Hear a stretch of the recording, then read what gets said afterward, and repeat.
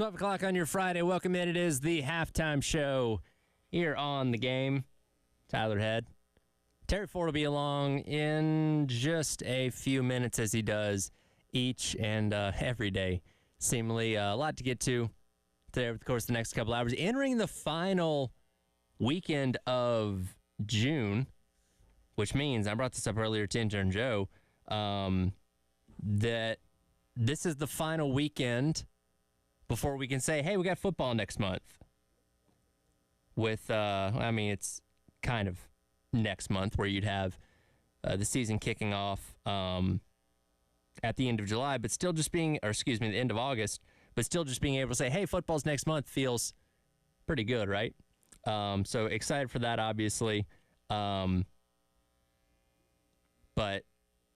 July is a very busy month from the standpoint. We also get the college football video game coming out July the 19th, so a little over 3 weeks away. Looking forward to that as well. A lot of people angry about the ratings. We talked about that a little bit earlier with the offensive and defensive ratings being handed out for teams.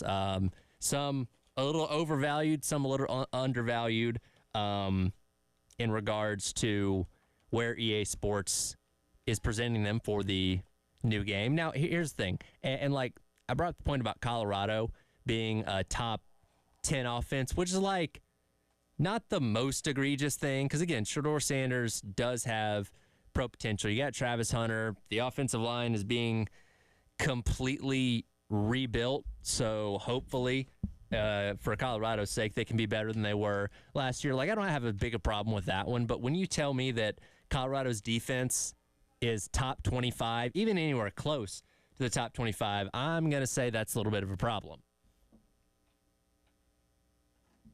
Obviously, they were egregious a year ago. Yeah, they got some guys from the transfer portal, but I don't think you can even give them the benefit of the doubt of saying that they're going to be that good. Now, that being said, we also have to remember EA Sports is a company trying to sell a video game. A lot of casual people interested in the Colorado Buffaloes. So if that can help them sell a few more games by saying, hey, Colorado is one of the best teams in the game, then maybe that's why they're doing it. But, it is kind of funny how we're all collectively angry. And, hey, I'm right there with you. We were talking about that a little bit earlier. Collectively angry about how glaringly bad some of these ratings are, but we're also going to buy the game at the end of the day. I was going to say, look, I'm not a gamer. Not my thing. But for all of you who have been going wacko since this thing was announced, and you're leading the pack, you're the president of the association, sure. Which is fine. It's cool, but it's not going to stop you from getting the game. Now, look, Colorado having a top 200 defense is a joke. Yeah. Southern Cal having a top 200 defense is a joke. Clemson having a top 10 offense is a joke. Right. But it's not going to stop anybody from buying the game. No, of course not. And here's the thing, and the last game came out in 2013, and in the years since, they do this with Madden where they adjust ratings as the season goes along. So, hey, if this guy is let's say if Xavier Legette is a rookie, turns out to be one of the best receivers in the league, well, his rating's going to go up as the season goes along, and that adjusts as you, as the developers of EA can get in there and change it around. So I imagine these ratings will probably change as well, but just for that to be a starting point with the information that we have based on last season, it's Colorado was legitimately the worst, one of the worst defenses in the entire country. I don't think going out there and adding a couple of transfers should suddenly make them top 25. No, and that's the thing. You want to say to EA Sports, where in your algorithms or your process or your data can you take a defense that was god awful? They couldn't have stopped teams if they had one down, forget three or four, right? And I think you hit it on the head, though. You know what? Because Colorado is very ingrained in the news with Deion. This is something, and I listen to the Late Kick podcast with Josh Pate every single week, that he has coined as the Deion tax. It is the tax that we, as your typical diehard college football fans, have to pay with all these casuals now being into it, that, things are going to look a little sideways sometimes. And I think this is one of those examples where, let's just say, if this was, Arizona State, that was the same, had the same numbers as Colorado did a season ago, and we're talking about their rating going into this year, well, they're probably 67th or something along those lines, which is a little bit more reasonable. But again, because you have a team that's very relevant, and hey, there are some people who are like, I'll buy the game because Colorado seems to be really good, then that helps you sell a few more games, and that's why you do it. How many casual fans who are gamers, let's just say they like playing games, Sure. but they're not like just into the sports games, they're into games. Yeah. And we have a sports game. Ooh, I'm going to play that game as Colorado because I want to run Dion's team. Right. How many more games can you sell like that? You probably sell a few. Sure. It's a business at the end of the day. It's a business. So people who are getting sideways understand it is a business. Here's the thing. You know what so many people are going to do the second they buy the game? They're going to play Colorado. They're going to try and beat them by 100 points. Oh, sure, just to prove this defense is hot garbage. Right. Absolutely they are. There's no doubt about it. I might do that myself. I was going to say, so when do you break it out and kill Colorado? Well, see, what you do is you put it on the freshman setting, which is the easiest setting, and you just go out there. And I once played, this was NCAA 07, and which is by far probably my favorite one out of all of them. I don't know what inspired me to do this, but I wanted to see what the highest possible score you could get in the game was before it stopped counting it. Because you always tell, they stopped counting after a certain point. I played Dartmouth, which they used to actually put the FCS teams in the game. I played Dartmouth. I beat them. I scored 256 points before the scoreboard stopped moving. No way. So I found the limit of the scoreboard was 256. So you cracked the code on how many points you can score before the scoreboard stops. And what I did is I set it at the freshman setting, and I'm pretty sure I was playing with Georgia. So again, just power mismatch there. I think I ran the opening kickoff back. I ran back most of their punts for touchdowns, and every touchdown drive I had was like one play. Interceptions, fumble recovery, like it was so. I've actually tried doing that in games since. They don't make teams as bad as they did Dartmouth in that game, so I don't even know if that's possible anymore. But the old NCAA games, the scoreboard stopped at 256. I know that to be a fact. That's hilarious. That's hilarious. So obviously, a lot of people are flipping upside down over some of these rankings in the EA Sports. We're going to do the Phil Steele. His rankings, he gets them from, they run all these computer simulations, and a lot of the stuff they do and projections and everything is very, very data-based as well. And we're going to give you where are the South Carolina Gamecocks? There are draft-eligible players. Where do they rank in Phil Steele's list of draft-eligible players by position around the country? Right. I'll say this. Who do you think is the highest rated at his position of draft-eligible players? For an example, highest-rated defensive tackle, or highest-rated wide receiver, highest-rated strong safety, free safety, whatever. Man, I don't know. What has he got? Defensive side of the ball. Okay. And this is out of South Carolina? There's two guys on the defensive side of the ball that are ranked top 15 at their positions. Going to go Tonka. Is he one? You're in the right position group, wrong guy. Boogie? Played really well against Georgia. TJ Sanders. Yep. TJ Sanders is number 14 regarding defensive tackles. Okay. Second highest rated guy on the team, just offensive defense. The highest rated guy is Kai Kroger, the number 6 rated punter. Okay. Yeah. So, and Hunter Rogers, 9th rated long snapper. But Okay. go ahead. The next guy, TJ Sanders is second highest at number 14. There's right. one other player ranked higher in his position group Higher. than Sanders, defensive side of the ball. Going into his third year as a starter. Debo? Nope. No. This is on defense. Yep. You're going to kick yourself when I say it. Who? Nick Emenwari. Ah, dang it. Crap. Yeah, Nick Emenwari's number 11, number 11th rated free safety, or strong safety, I should say. Number 11th rated strong safety. And that's draft eligible players. So, like, for an example, you're not going to have Lenore Sellers rated in here because he's not draft eligible. Or Nick Harbor, he's not draft eligible. Right. So, young players aren't in this thing to begin with. And would either one of them be rated? I mean, Nick Harbor wouldn't be rated most likely because he hasn't really done a whole lot. And Lenore Sellers hasn't played, but they're not going to be in this thing anyway. Even if they did play last year, they wouldn't be in. Like played, Right. Let's say Harbor had 70 catches last year, wouldn't matter. Yeah, because he's not draft eligible. Draft. So Right, right. We'll get into that coming up. It's interesting where they rank in this whole thing. And obviously, we've had a lot of talk about nepotism in the last 18 hours. We have. We're going to zero in on this. And I want to expand this out as well, because we're going to talk about Bronny, which is the basis of it. I went down a little bit of a rabbit hole today on Reddit, and I want to pose the question to the audience. What is the worst example of nepotism you've ever seen in sports? Yeah, that's a good one. Because I found some pretty unique answers in college football. Ones I wasn't even aware of, by the way. And I will do this too, because there's so many directions for this story. It's so fascinating. And we're going to try to hit as many as we can. Another one is this. This is the 55th pick in the NBA draft. Yep. I'm going to go over the last 10 years of the 55th pick in the NBA draft. Okay. We'll have fun with that. All right. So it's not Mr. Irrelevant to that point, but it ain't far off NBA-wise. But it's still a draft pick. It's a 2-round draft. It is still something you are investing a significant amount in. And there's another question I wanted to, because I was talking to our buddy Jeff Haley upstairs, and I posed this question too.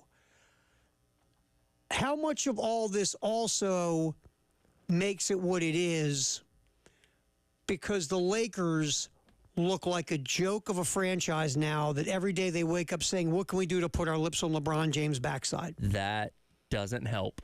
What if this was the Celtics who just won an NBA championship and Jason Tatum was 37 years old and they drafted Bronny Tatum at 54? Yeah, it's one of those things where some teams will get that benefit of the doubt. And again, if you're a team that has legitimately been one of the best in the NBA the past couple of years, like the Celtics, like, okay, I may not agree with it, but I'm going to assume they know what they're doing here. But again, when you have this clown show that you've had in LA the past couple of years where LeBron dictates everything that you do, it's like, well, of course they're going to do that. Yeah, I mean, for an example, if Boston would do this, their top 6 players are coming back next year. They just won an NBA championship. Let's say Jason Tatum, for the sake of the argument, is 39 years old and you draft Bronny Tatum.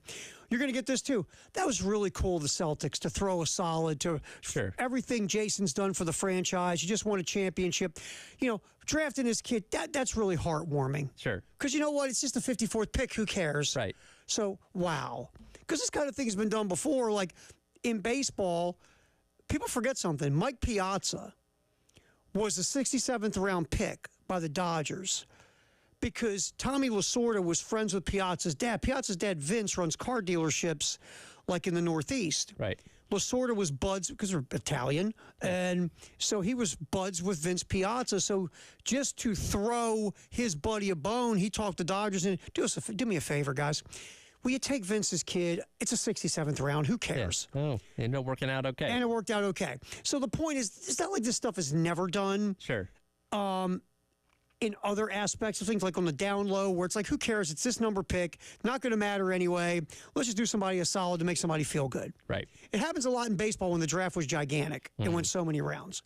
But anyway, so this thing goes in so many different ways and so many different directions. And we're going to get into it. Because nepotism in general makes us all angry. Sure. And that's the other. Unless we benefit from it. I was going to say, unless you benefit from nepotism, then you love it. Right. So it's a very interesting topic we're going to get into. But coming back, where do the South Carolina Gamecocks, the draft-eligible players, where do they rank in Phil Steele's yearbook, so to speak? We're going to do that next. It is the halftime show. Terry Ford, Tyler Head. Thanks for listening, whether you're in Columbia, Florence, Myrtle Beach on the 107.5 The Game app, or you're watching our the Game TV on YouTube. We appreciate you. We'll get back in here and look at some Gamecocks and their rankings in the Phil Steele book by position next here on The Game.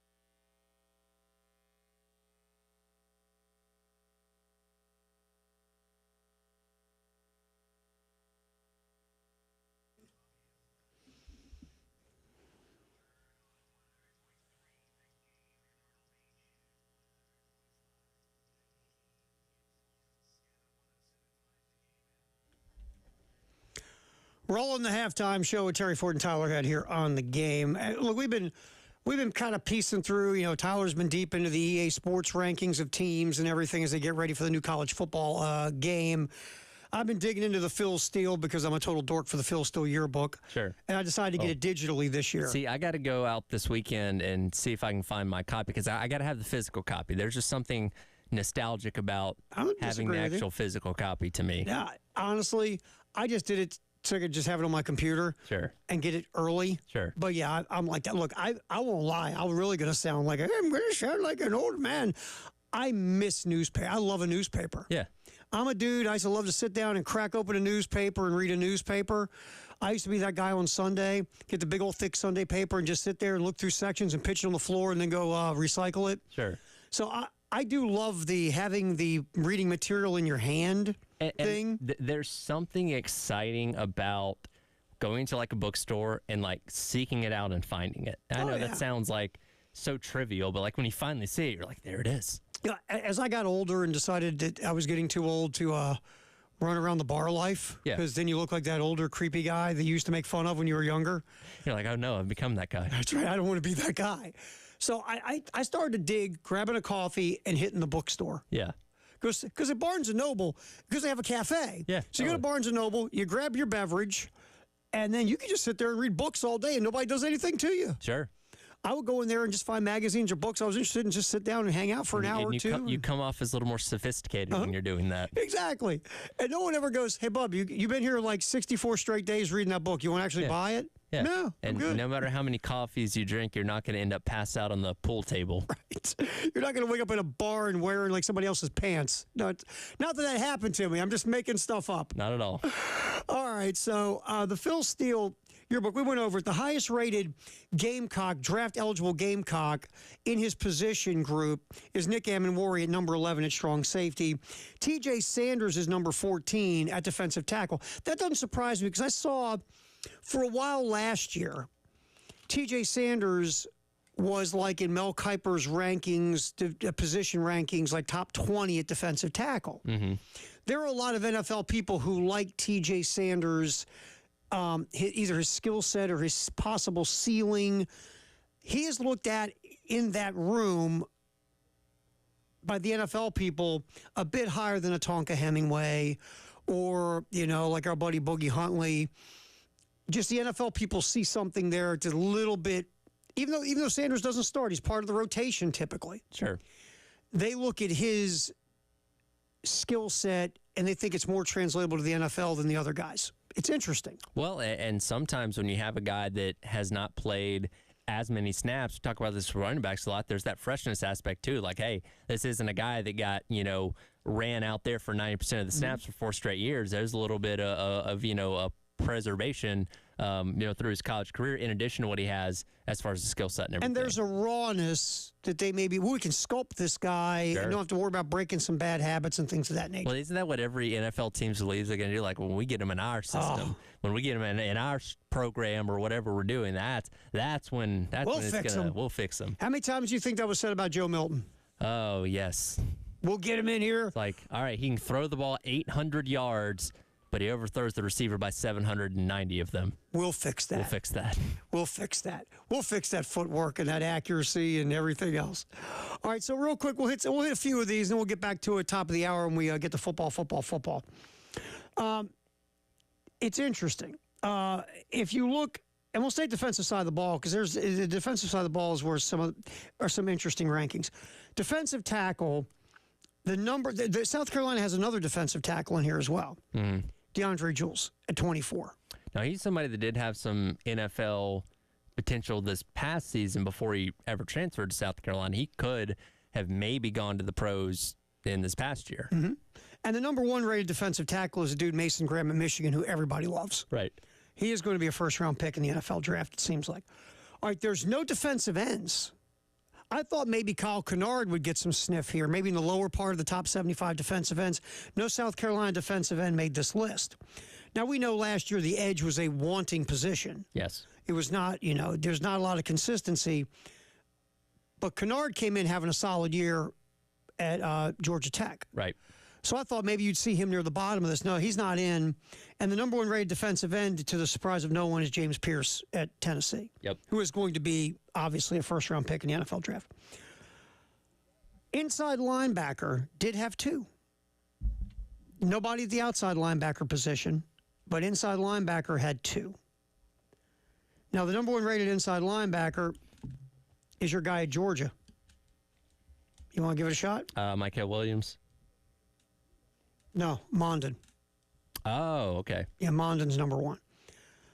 Okay, so at number 35 is not Debo, but it's Demetrius Knight, which makes sense. I could see that. The physical ability, the athleticism. Sure.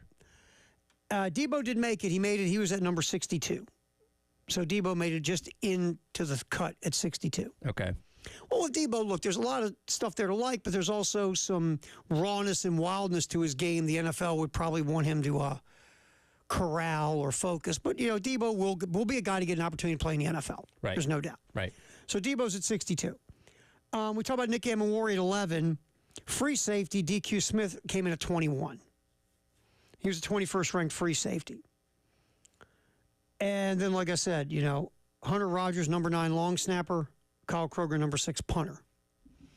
So those are guys defensively who got in special teams-wise. No returners, because you think about it, there's really no guys returning kicks from last year or guys coming from the portal. I mean, Brown at Coastal Carolina, did return some kicks. Some other guys on the roster have, but they're not rated.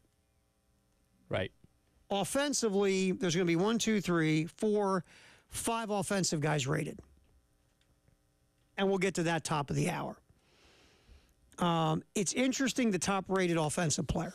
Think about it for a little bit. Returning from last year, but keep that one in mind, and we'll hit that one top of the hour. Okay. Top-rated offensive player. You might get this one, possibly. So we'll get into that. But that's the Phil Steele rankings. Top-rated defensive player, Nick Amon-Warrior, strong safety.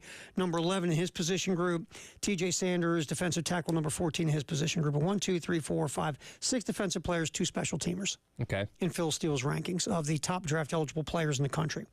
We'll come back. Nepotism. Bronny James, taken at number 55 by the Lakers, by the GM of the Lakers, LeBron James. And the head coach of the Lakers, LeBron James. Lay coach, lay GM, lay player. Lay owner. Lay drafter, lay owner, lay dad. So, because it's bigger than it doesn't even matter if you're a basketball head. This is a conversation that's bigger than basketball. Right. It gets into real life. How many times have you worked at a job or worked for a company or worked for an entity where either the owner or the boss's kid was in a position you thought they didn't deserve? And the only reason they're there because they fell in the genetic lottery. I feel like we could get some interesting answers on this one. And feel free at 803-404-6100. Tell your story on the Firehouse subtext line. We'll get back and talk a little nepotism in the NBA.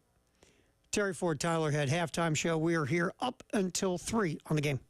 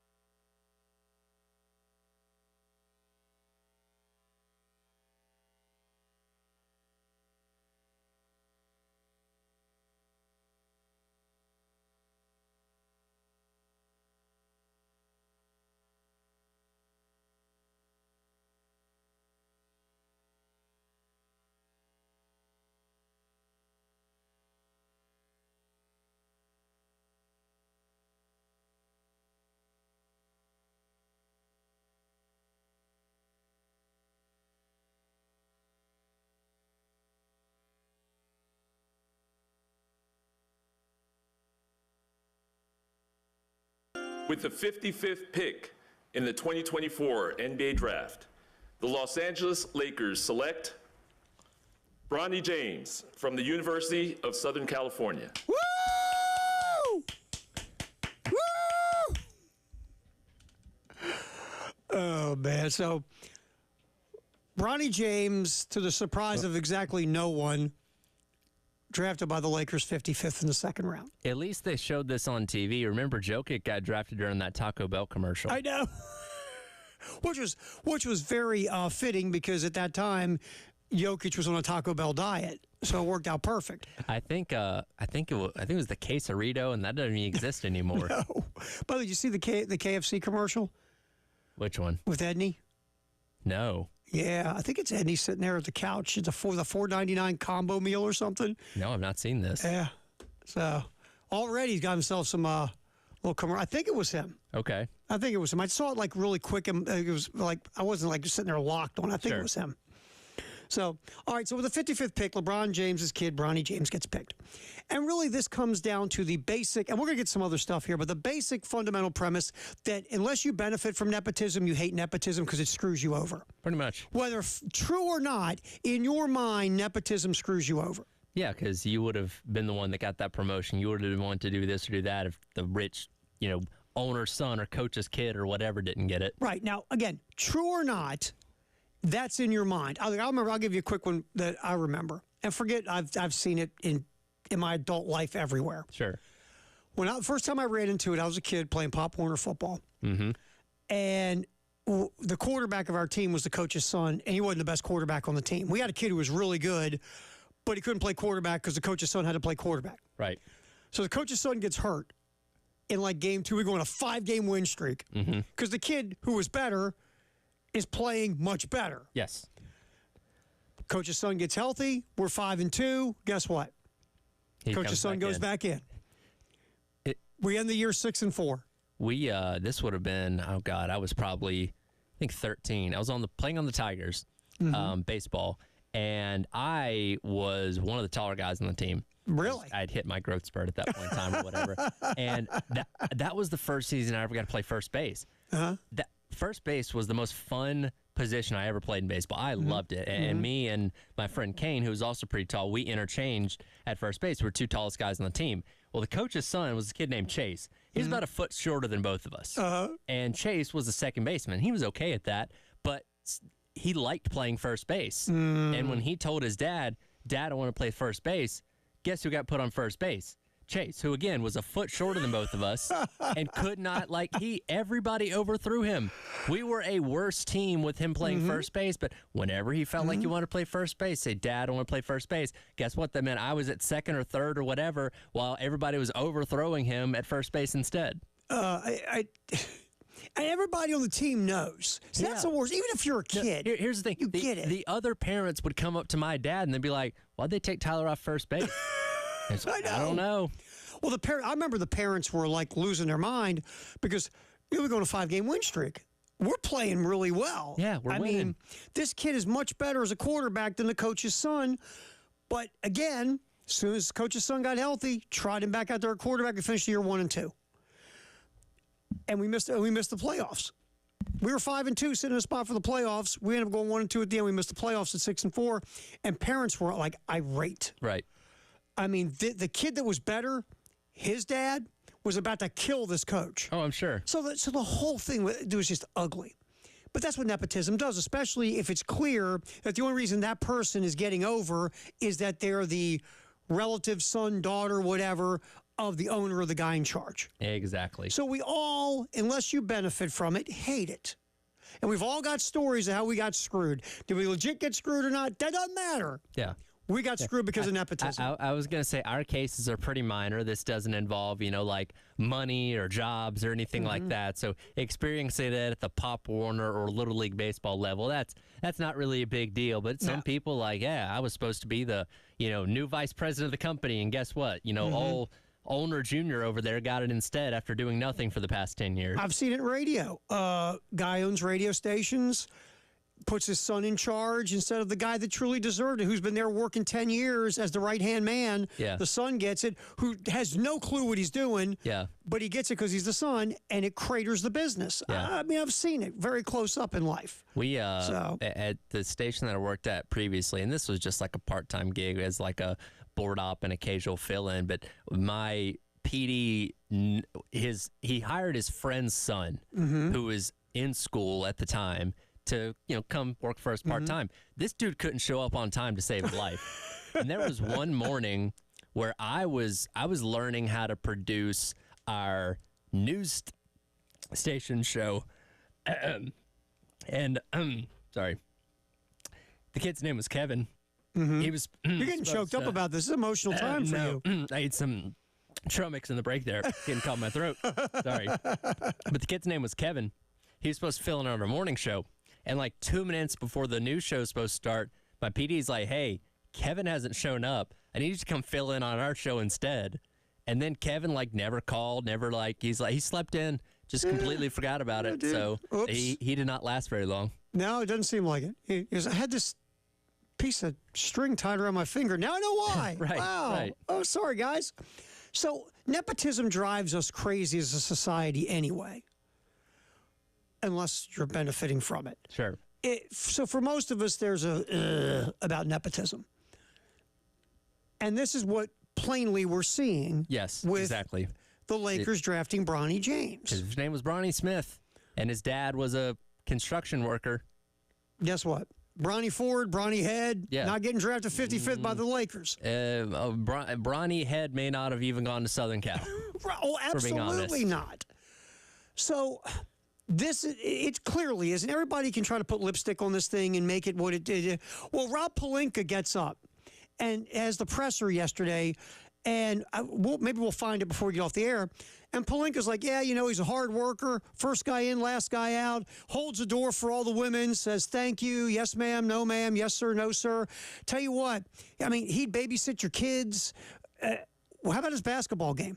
Well, you have not said a word yet about how he plays. That is very much like when your buddy's trying to set you up on a blind date. Uh-huh. It's like, hey, so what she look like? Man, she's got a great personality. She's just, real kind, real caring. What she look like? She's always in the kitchen. She volunteers down at the animal shelter. Say, what does she look like? That's not important. That's I not want you important. to know who she yes, is. it is. It is important. I would like to know. And they show you a picture and like, well, that's why you wouldn't tell me. And that's what Pelinka. That was exactly what Pelinka was doing yesterday. So look, let's be honest, because no one wants to be honest in the game of basketball in this country in the NBA, because nobody wants to make LeBron mad. Sure. Nobody wants to get on LeBron's bad side. So we're going to put lipstick on the whole thing. Bottom line is, if Bronny was not LeBron James's kid, he would not have got drafted 55. He No. would not have been drafted at all. No. Okay, we all know it's nepotism, which drives a lot of us crazy. Let's push it all to the side, because that's the truth Yes. of this whole thing. But then we kind of look at it saying, okay, using the 55th pick in the NBA draft on Bronny James, in the big picture, is that really even a big deal? It's not like it's the first overall pick. No, so here's I'm gonna run some names by you. Isaiah Wong, Jay Scrubb, Kyle Guy, Nigel Williams-Goss, Marcus Page. I'm going to try this one. I got it in front of me on the computer, too, because I can't read my handwriting. Arnolatus Kolboka. Remember him? No, you don't. I don't. Katie Lalani, Samaja Kristen. You know why you don't know them? Because they didn't last. They're the 55th pick in the draft over the last 10 years. Those are the number. One guy in this draft, one guy picked number 55 in the last 10 years, is a pretty decent contributor to an NBA team today. It's Aaron Wiggins, was drafted 55th in 2021 out of Maryland. He's a rotational player for the Oklahoma City Thunder. The rest of these guys, and look, Marcus Page is a good college player. People forget something. When Chris Jenkins hit the game-winning shot for Villanova in that iconic game against North Carolina, Marcus Page hit an even almost as crazy shot for North Carolina before that shot that would have sent the game to overtime. Right. Marcus Page, a good college player. Nigel Williams-Goss was a good college player. Not saying these guys weren't good college players or decent. Isaiah Wong, out of Miami. But in the NBA, so the 55th pick, we just went over 10 years of it. One guy, that's a 10% rate. Right. So this is not about the 55th pick. This is about what you did with it when we go back to nepotism. Sure. That's what drives people crazy. But the 55th pick in the big picture is whatever. Yeah, it's nothing. And even if the 55th pick in this draft was the GM's cousin's next door neighbor, it wouldn't be as big of a deal either. It'll be mentioned, but Not like this. it's not headlines. Right. That's what makes it what it is. So the idea, and some people who don't understand the NBA draft, you go, that's a second round pick. It's not the same as the NFL draft. Yeah. The second round pick is a different animal in the NBA. But just to the point that, forget Bronny James. We just went over a list of guys who weren't last name James that Right. were picked 55th. One guy out of 10 has been a significant contributor in some way, shape, or form. So we'll continue this conversation. If you got some stories about how nepotism has affected or hit you in your life, feel free. 803-404-6100. That is on our Firehouse subtext line, or you can hit the Love Chevy phone line. We'll continue this conversation, but a Firehouse subtext the hour is next. Halftime show. Terry Ford, Tyler Head, hanging here on the game.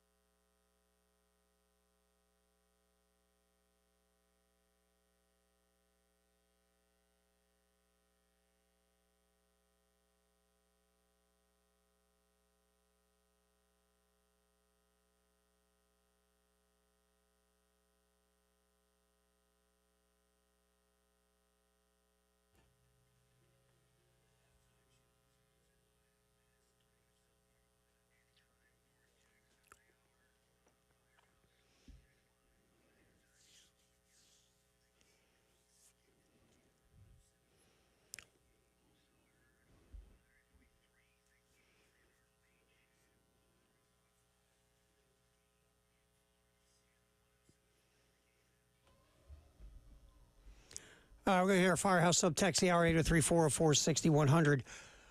So hit us up there. Terry Ford, Tyler Head, halftime show. The other thing about this, too, I think that either, like, people are like, oh, that's really cool, or what? Mm-hmm. Usually the nepotism in sports comes from owners. Mm-hmm. Like the entire Jones family was at the Cowboys. Oh, yeah, totally. Coaches, Kyle Shanahan, Mike Shanahan, Yep. Sean McVay got in because his family's an NFL family on the executive level.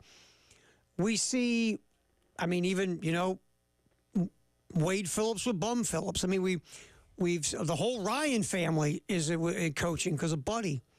We see it on an ownership, executive coaching level.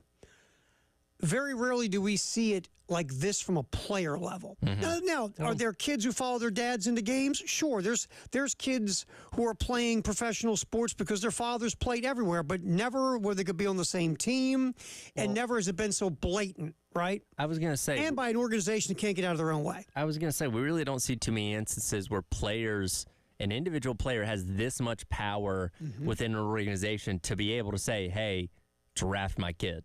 And that's where I'm seeing some folks are saying that. It's like, we don't care if it's right or wrong. We just love the fact that a player can have this much juice to get this done. Yep. So from a professional athlete perspective, especially the NBA community, they're going like this. Hey, one of our guys got a little doing what owners and executives and coaches have been doing forever. Cool. Yeah, but this isn't going to start a trend. No, he's LeBron. Ready? This is one of one. Yeah. Right? This is not starting a trend at all. No. So the nepotism, we just never seen it like this before. Sure. So, all right, what do you got there? 803-404-6100. Yeah, so Greg weighs in and he says it is a big deal to the guy who gets cut to make room for Bronny. You know what? I'm glad Greg brought that up because I had that on the list of things to get to at some point. They're already on in the internet world speculating what player is going to get screwed. Yep. And right now it's last year's number one pick from Indiana, the point guard they took that has hardly got the bench last year. Mm-hmm. They think he's going to be the odd man out. Here's the other thing. Speaking of that, okay, so no player is going to outwardly criticize this. No, of course not. Nobody. No. I mean, you got a cut here of Dave McMenamin talking about Anthony Davis, and we're going to get to that as well about this whole situation with LeBron's teammate. But again, like you and I are talking about Pop Warner and how the players on your team as kids were like, what are we doing here? Sure. Parents are going, what are we doing? You going to think everybody in the Laker locker room is going to be down with this guy taking a roster spot? Absolutely not. No. They're not going to say anything in front of LeBron. No. They're not going to say anything to the media, but I guarantee you they go home and go, yeah. The kid that's not supposed to be on the roster, you just saw what he did today. Oh, here's the thing. They were probably saying the same thing about hiring J.J. Redick last week. Like, Sure. this guy? Because he's LeBron's buddy? And now we're drafting his kid? Uh-huh. I mean, of course, guys are going to leave the locker room and go talk to family or good buds or whatever. And they're going to start the conversation like this. Man, I'd never say this out loud in my locker room or to the media, but. Yep. Of course it's coming. There's no doubt about it. So that helps the culture of your locker room, by the way. Oh, totally. You know what I'd like to do, too? Get some Falker Truth Serum, shoot up Bronny James, and just sit there and go, dude, I've got no phone. There's no recording devices around me. Are you down with this? Do you like basketball? Yeah, do you really want to do this? Do you want to do this? Or are you just doing the family business? Or two, you're protecting your trust fund? And, could this be a case of where Bronny, to appease his dad, hey, I'll play in the league for a couple of years. We can say we played together. And then when LeBron retires, Bronny goes on. Because here's the thing. He has the opportunity to do a million things as LeBron James' son. And I'm sure he has a lot of interest outside of basketball and things he would love to do where he is set for life. And no matter what he wants to do, he doesn't have to be a basketball player. So maybe this is, hey, LP's dad, play together. It'll be great. We'll talk about this forever. And then I'll go do something else after that. And look, I get it from a father perspective. That there are a lot of dads who want their kids to follow in their footsteps, right? Sure. I'm not one of them. It's like, stay the hell away from radio, all of you. But hey, my second oldest brought up radio to me one day. I said, you've been popping edibles? What are we talking about? You radio? Yeah. But look, family businesses, there's a lot of it. Dad, the son's going to follow in dad's footsteps. basketball is the James family business, right? Right. So here's Bronny following in the family business. I get it. I do. There are a lot of dads who love to do what LeBron James is going to do with his son, conceivably. Have him on the team with him for a year or two, travel together, like dads love that stuff, right? Sure.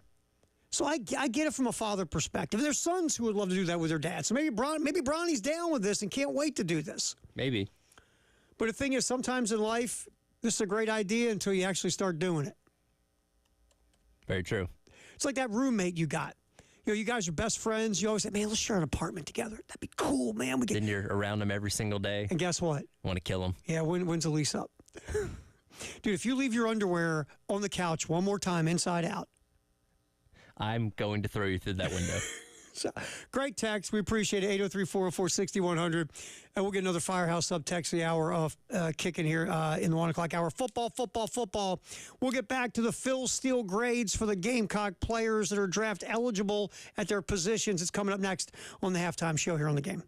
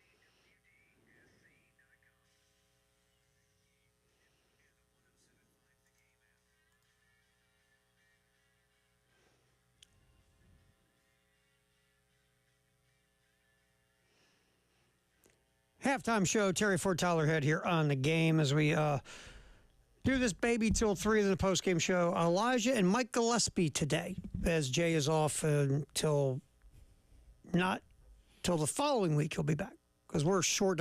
Again, next week, real quick, we are here Monday, Tuesday, Wednesday. Yep. On the game. Thursday, July 4th, we're off, company holiday. Friday, July 5th, we're off because we're not off Labor Day because it's football time. That's right. So we're taking July 5th as the day we would take for Labor Day because the rest of the company's off Labor Day except us. I was going to say, once we get to August, we're pretty locked into the end of the year. Yeah. We don't have any days off then. So you'll be getting July 4th and 5th. Used to be CBS Sports Radio, now Infinity Sports Radio. Just give you a little heads up. That's what's going on. All right. Draft eligible players. Phil Steele broke them all down by position groups and ranked them.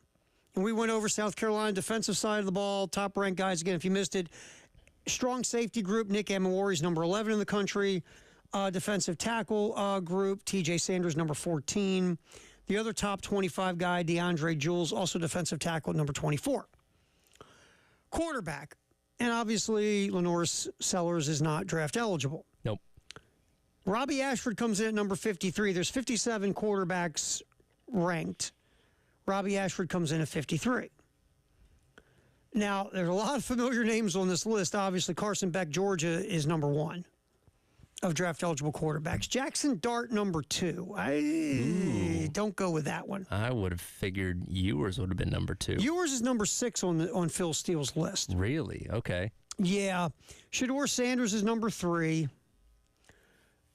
Drew Aller, number 4. Jalen Milroe, number 5. I don't. Aller and Milroe, I don't agree with. Hold on. Yeah. Yeah. It's an interesting list. It tells you, and look, quarterbacks always get overvalued in the draft. Right. But there were people last year at the end of the year talking about Carson Beck and Quinn Ewers and Shedeur Sanders as coming in 2025. Those are guys that will be projected going into this season as possible first-round picks. I don't think Jackson Dart, unless he has some kind of wow developmental kick this year, I wouldn't see Jackson Dart rated this high. Drew Aller couldn't throw a pass over 10 yards that was accurate last year. What pro team wants a guy that can't throw the ball down the field? And then Jalen Milroe, I don't get it. So those 3 do not understand at all. Connor Wegman's in here at number 7. Didn't see enough of him last year, to be fair. He was playing really well before he got hurt. Cam Ward, Miami, is number 8. I mean, Ward dipped his toe in the draft last year. That's a guy. Yep. Miller Moss at Southern Cal, who has started 1 game. Yeah, we know. Well, I mean, he did set a Holiday Bowl record, so we got to pump the brakes here, but we don't know a lot about him. And the other interesting one here, Kyle McCord, Syracuse, at number 9. The guy replacing him, Will Howard's at number 13. I was going to say, there's a reason he's still not at Ohio State. You know what's this funny thing about him? I saw the whole tier thing they did on ESPN a couple weeks ago. Kyle McCord, they did blind resumes with a lot of these quarterbacks. Kyle McCord's blind resume is better than Will Howard's. Here's the problem of Kyle McCord. Who do you follow? C.J. Stroud. C.J. Stroud. He was no C.J. Stroud. No, he wasn't. Ohio State has had a lineage now of quarterbacks end up being drafted in the first round. Yeah, and McCord was not one of those guys. So really, he's a victim of you're not as good as the past 3 or 4 guys. Sure. That's the problem. And that's why he's not, he's not Ohio State because he's not C.J. Stroud or Dwayne Haskins or Fields J.T. Barrett. Or any of those guys. He's not those guys, right? Right. But his blind resume numbers, they aren't bad. They're just not those guys. Yeah, and he's a perfectly serviceable quarterback, but he's not somebody that's going to... I wouldn't put him in my top 10. Yeah, he's not going to put the team on his back, and nobody's going to talk about him in the Heisman conversation or anything like that, which, again, Ohio State for the past decade has been used to that. Right. Other SEC guys on this list, Graham Mertz is sitting at 17, and Grant Nussmeier, 24. That's kind of where it's at there. So, but quarterback-wise, again, Robbie Ashford sitting at 53, 57. is the cutoff. So that's quarterback. At running back, to the surprise of no one, Rocket Sanders will be on this list at where is he at there? Number 34. Okay. Now, he'd have been higher if healthy last year, to be fair. Sure. But sitting at 34 is Sanders. You want to give it a shot, the top-ranked running back? You won't get it. I won't get it. Nah. Group of 5 guy. Group of 5 guy. Okay, yeah. That's. Ashton Jeanty of Boise State, who had a really good season Wasn't last going to year. guess that one. He's ahead of Ohio State has 2 guys in the top 5. Yeah. With Judkins and Henderson. Mm-hmm. And Ollie Gordon's in here, and Mario Hampton, North Carolina. So the guys. Yeah, the usual stuff. But Jeanty of Boise State is number 1 ahead of him. Right. Wide receiver, there's a South Carolina wideout. You want to give that one a whirl? This won't surprise you. South Carolina wideout. that's Transfer draft portal guy eligible. came in. Is it Larvadane? Yep. Yeah. There's 75 wide receivers ranked. Larvadane comes in at 65. Okay. That's the highest rated wide receiver for South Carolina. Now be at 65. So, and if you look here, I just got interested because it just hit me, and I wish I would have looked sooner. Juice Wells at 34. Trey Harris is the highest rated Ole Miss wide receiver. Juice Wells at 34. Okay. So, all right, that's wide receiver. Tight end. This one's interesting. You want to give it a shot on tight end?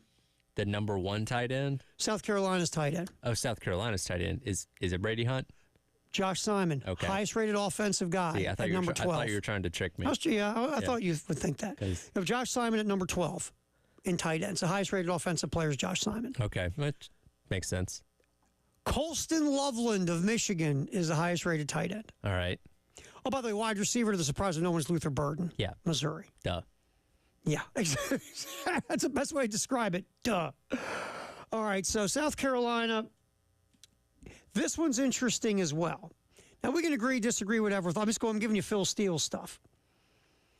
Top 40 centers. South Carolina has a center that's ranked number 30. That would have to be Rashawn Lee. No, sir. No. Torricelli Simpkins. Oh, wow. Okay. Mm-hmm. Now, By Phil Steele. because he came from North Carolina Central, played a lot of foot. He basically started, I know he played some guard too, but he started basically from the jump of his college career. Uh-huh. And he was really good on that level. He was. So he's 30. There's no guards and no tackles. And we've gone over this. We remember that position group wasn't ranked Right. by Phil Steele. So you got no guards and no tackles in that situation at all.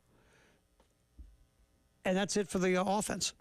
Wow. Okay. So they had five guys were ranked: Josh Simon, Torrelli Simpkins, Robbie Ashford, Rocket Sanders, Gage Larvadine. Highest rated one was Simon at 12. That's the only one in the top 25. But interesting. Well, Remember, a lot of question marks on offense this year, Tyler. yeah, absolutely. And again, Trey Knox was the more featured tight end a season ago. Josh Simon got his run and had the opportunity, to play. And we obviously saw him perform well when Trey Knox went down, and he kind of stepped back up into that number one role. So plenty of reason to assume some good things from this year. And obviously for his sake, hoping that he can do enough to get himself drafted next year, like Trey Knox did this past year. Yeah, and look, Simon, seeing him last year for when Knox was hurt, you're like, there's some athleticism there. There's aggression. He looked for people to run over. Remember, we were watching from the press box going, old Josh doesn't want to run out of bounds. He wants to run people over. Right. So Josh Simon at number 12. And again, he's a guy, could he get better this year? Sure. I mean, could he up his draft stock? Absolutely. I can see Josh Simon getting drafted in the middle rounds by somebody who likes the measurables and sees enough on film to say, in our offense, this guy might be able to do a couple things. Right. We've seen like the tight end position is so interesting, how it's evolved. And you have a lot of tight. I mean, we always talk about Travis Kelce. But remember this, too. Antonio Gates was a basketball player in college. Yep. I mean, we've seen that on multiple occasions with tight ends. So they come from a lot of different areas. And a guy like a Josh Simon or Trey Knox, you can see Trey Knox all of a sudden have a much better NFL career than you ever thought watching him in college. You go, wow, where'd that come from? So the tight end position, and we'll see with Josh Simon what happens. I'd like to see them throw more down the field. We talked about this last year about the tight ends. And maybe just because, I don't know, Spencer Rattler had no time to throw, but I thought with Simon and Knox, they were kind of mismatches for linebackers and safeties because of their size, and they had speed for their size. Yep. I'd like to have seen those guys get more shots maybe down the seam, deeper down the field. Well, when your quarterback's running for its life, Yes. sometimes those things can't That's what I'm develop saying. down the field. So if we can get some better blocking from the North Sellers this year, perhaps those things can happen. Maybe we can only hope. So we'll see. But that's just giving you a little insight on the Phil Steele rankings position by position. And again, there were some Gamecocks. I think overall 1, 2, 3, 4, 5, 6, 7, 8, 9, 10, 11, 13 Gamecocks were ranked in their position group in some way, shape, or form. So just give you an idea what the Phil Steele folks do with their data and analysis and all that stuff, what it spews out. And again, this is going into the year. These guys could get better. They could get worse. Some other guys off the radar could pop and do whatever the case. But that's just where it's at right now from the Phil Steele yearbook. Do not forget we have a craft beer card. All you do is go to 1075thegame.com. You click on Sweet Deals, and you can buy yourself a craft beer. Oh, God, it's a passport, Tyler. You're saying, why do I want that, Tara? Well, if you dig craft beer, 12 different locations, you can spend up to $30 a pop. That equals $360. Instead of spending $360, you can spend $79 and get $360 worth of craft beer. Pretty good deal. Sounds pretty good to me. And go to 1075thegame.com and click Sweet Deals. All right, we'll get back in here. Football in the 1 o'clock hour. Mike Yuva did a 2-deep. Did you see that? That is that's what we call peak talking season content. Peak talking season. Well, man, we'll take a couple thoughts on that. And man, the NFL, woo! Talking about the NCAA get busted with a payment of a lawsuit. The NFL wouldn't hold my beer. We'll get to that too. NFL very rarely loses like this. I think it's not oh my God. Like the NCAA was going to be like, it was going to end the NCAA, right? Remember? It seemed that way, but a couple $1 billion isn't going to sink the NFL. NFL, that's in Roger Goodell's glove compartment. So we'll get into that as well. It's football in the 1 o'clock hour from Atlantic, sponsored by Atlantic Windows and Doors here on The Game.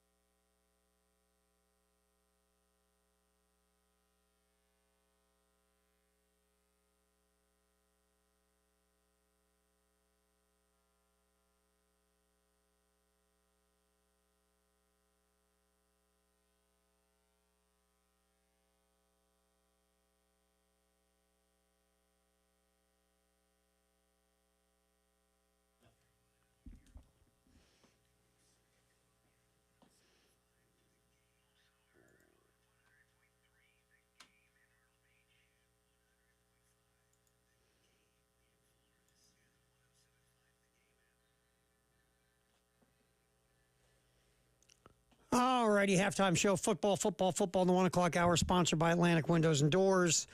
So the NFL was ordered to pay more than $4.7 billion in damages. That came out yesterday. The league violated antitrust laws. Do you know anything about antitrust laws, Tom? I as I was reading this story, I was almost getting like the war flashback in my mind, like, not antitrust. No. Why is Tyler laying under the desk in the fetal position? Does this violate the Sherman Antitrust Act of 1890? They violate antitrust laws distributing out-of-market Sunday afternoon games on a premium subscription service. The jury awarded the $4.7 billion in damages to the residential class and $96 million in damages to the commercial class. Since damages can be tripled under federal antitrust, this could end up being over $14 billion payment by the NFL. The NFL has a lot of money. That is a sizable chunk. But as we mentioned, unlike the NCAA, this is not going to sink the ship. Are you ready for this later today? NFL announces 75% increase in season ticket sales. And you know what? People pay it. People still pay it. People pay for PSLs. One of the biggest scams in the history of scams. So the Georgia Dome didn't have PSLs. Mercedes-Benz Stadium does. And watching the reaction of that as it was coming about, when people realized, oh, I just bought the seat, I don't actually have the tickets, right, was actually kind of funny to watch. Because people didn't fully understand what they were getting into. It's like, no, you got to buy the ticket, you got to buy the seat, and then you got to buy the tickets. Okay. You just bought the seat. Now you have to buy the ticket. By the way, one of your tickets or two of your tickets are preseason games, by the way. Got to be. And you've got to do it to be part of the package. That's right. I remember in Baltimore, they had the PSL thing too. And people were like, what? I'm just buying so I'm buying the privilege of buying the ticket. You're buying the right to buy the ticket. Yes. Like you're buying a place in line to buy the ticket, but you can always sell your seat. Sure. And forever you want. I love that part of it. But it's your seat. Well, good. Do I get my ticket for free? No. No. Basically, if I want to go sit in my seat, because I bought the seat, but I don't want to buy a ticket, can I go sit in my seat? No. No, you got to have the ticket to sit in your seat, but you have to have the seat to buy the ticket. Right, but it's my seat. But I bought the seat. But somebody else can have the ticket. Like, we can put your name on it if you want to, but... It is such a...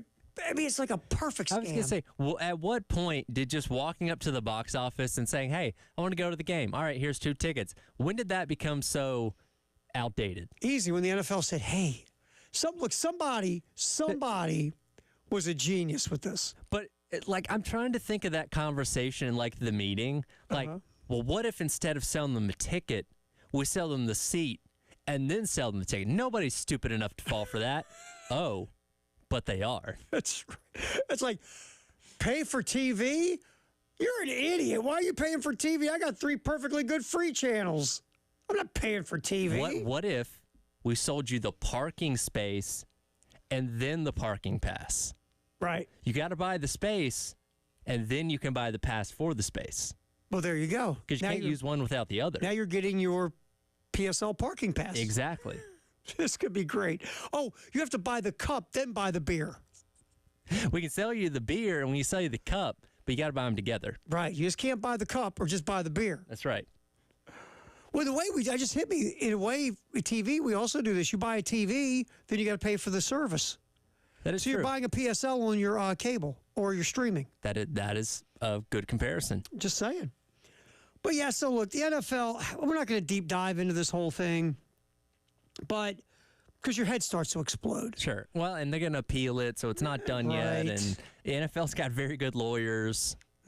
So it's just one of those things that never be surprised when you hear about big businesses trying to skate and skirt around every kind of rule and regulation and law possible to just fill their pockets. Because typically in our world, when it comes to white-collar crime, the punishment never fits the crime, right? No, and look, we know these corporations and companies are doing this right in front of our faces. Yeah. And this is an instance where they are going to have to pay a penalty if, the appeal doesn't end up working out. But most of the time, those things go either unpunished or, like you said, a very, very light punishment. Right, and that's why you do these things, because the punishment is never going to be what you got away with the crime. Right. So here's just another example of the world of antitrust that everybody tries to break. So that's the NFL. Another NFL bite real quick. Okay, so, and we haven't talked about this. Trevor Lawrence gets paid. Yep. It's a pretty cap-friendly deal if you look at how the cap breakdown is. It's not like going to destroy them. The dead money's a thing for a couple years. So Trevor Lawrence is really the starting quarterback in Jacksonville for the next 3 years. Yes. Then you see where it's at. And that's typically the way these deals roll, for the most part. So Trevor Lawrence gets paid. And also we saw in Detroit where Jared Goff got paid. Mm-hmm. One guy hasn't gotten paid yet that's interesting. Tua Tagovailoa. Right. I think it's $23.6 million on the final year of his rookie deal this coming up season, which is a bargain in this. In I can't believe I just put $23 million in bargain in the same sentence. Well, that's 30-ish million less than what the likes of Lawrence are getting paid. And that's the point.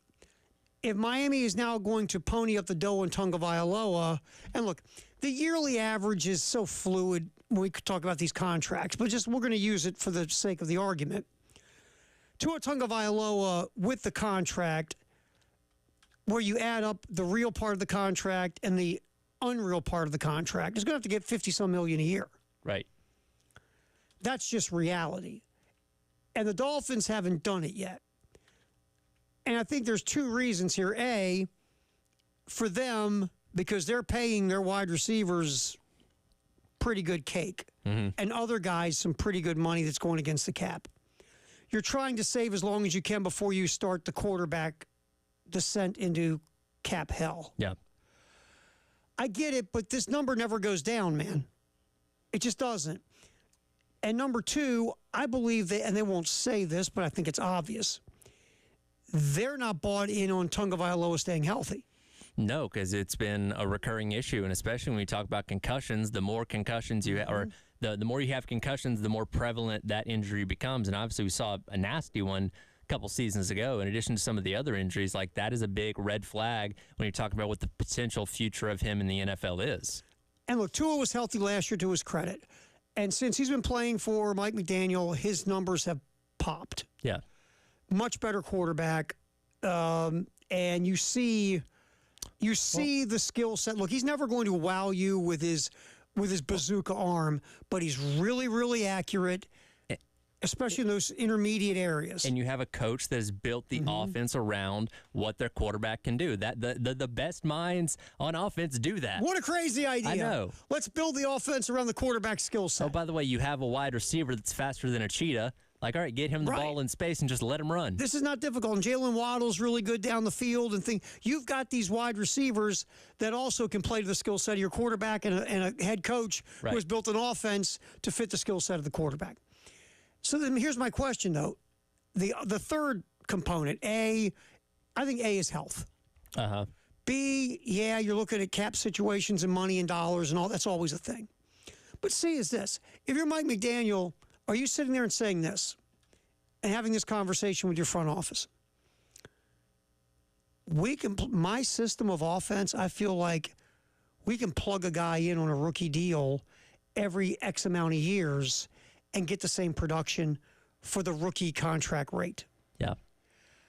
Is that also a piece here? I don't know. It's possible. And again, if you keep those playmakers around him, theoretically, it could become a system thing. That's that same question we're going to see answered in San Francisco. Right.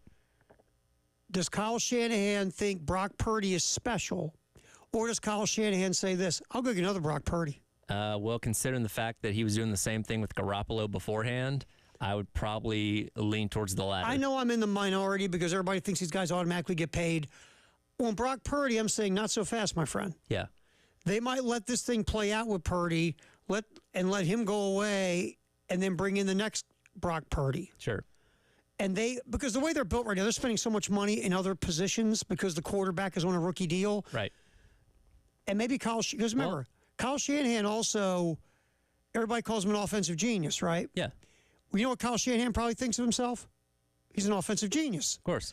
So he might look at lynch the GM and say, no, dude, we are never going to spend big money on a quarterback because my system can work. That is striking gold. When you save that money by not paying your quarterback, you can go out and get those wide receivers, running backs, offensive linemen, whatever else you need, and say, all right, we're just going to plug whoever can throw the ball in, and we're going to go be successful. Because next man up is Brandon Ayuk. You got to pay Ayuk a lot of money. Right. You're paying Debo. You're paying Kittle. You're paying your left tackle Williams. You're paying Bosa, your defensive edge pass rusher. You're paying guys all over the place on this football team. You're paying your running back. You can't pay your quarterback if you're paying everybody. Right. And so the Brock Purdy thing, it's going to be interesting to watch. Don't be surprised if they move on from Purdy and bring in the next guy on the assembly line. Are they thinking like that in Miami as well with Tua? I don't know if McDaniel also, because you know McDaniel, you know whose staff he was on? Kyle Shanahan's. That's right. So just saying, this, no one's talking about this with Tua. Everybody's going with the health or the money. Maybe it's the idea that that's a conversation as well with Tyreek Hill, Jalen Waddle, all these weapons we've got. Yeah, maybe we just plug and play another guy with the same skill set of Tua, and we can keep moving and not pay the quarterback $50 million on the cap. I don't know. I will get back here. Our buddy Mike, you will put together a two deep. Let's have a little fun. It's talking season, Tyler. Halftime show. Football, football, football. Sponsored by Atlantic Windows and Doors here on The Game.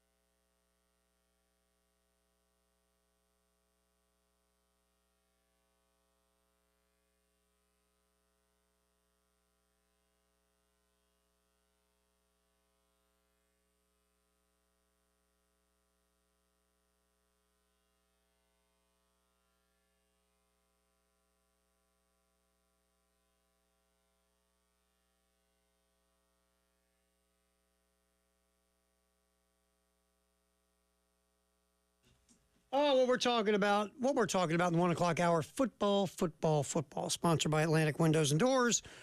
As we are cooking through talking season, because it is, we like stuff that helps us get through talking season. And what better than a nice two deep? Thank you, Mike Uva, Gamecock Central. He put together his, pre-summer camp two deep for South Carolina. No like wow surprises. You got Lenore Sellers at quarterback.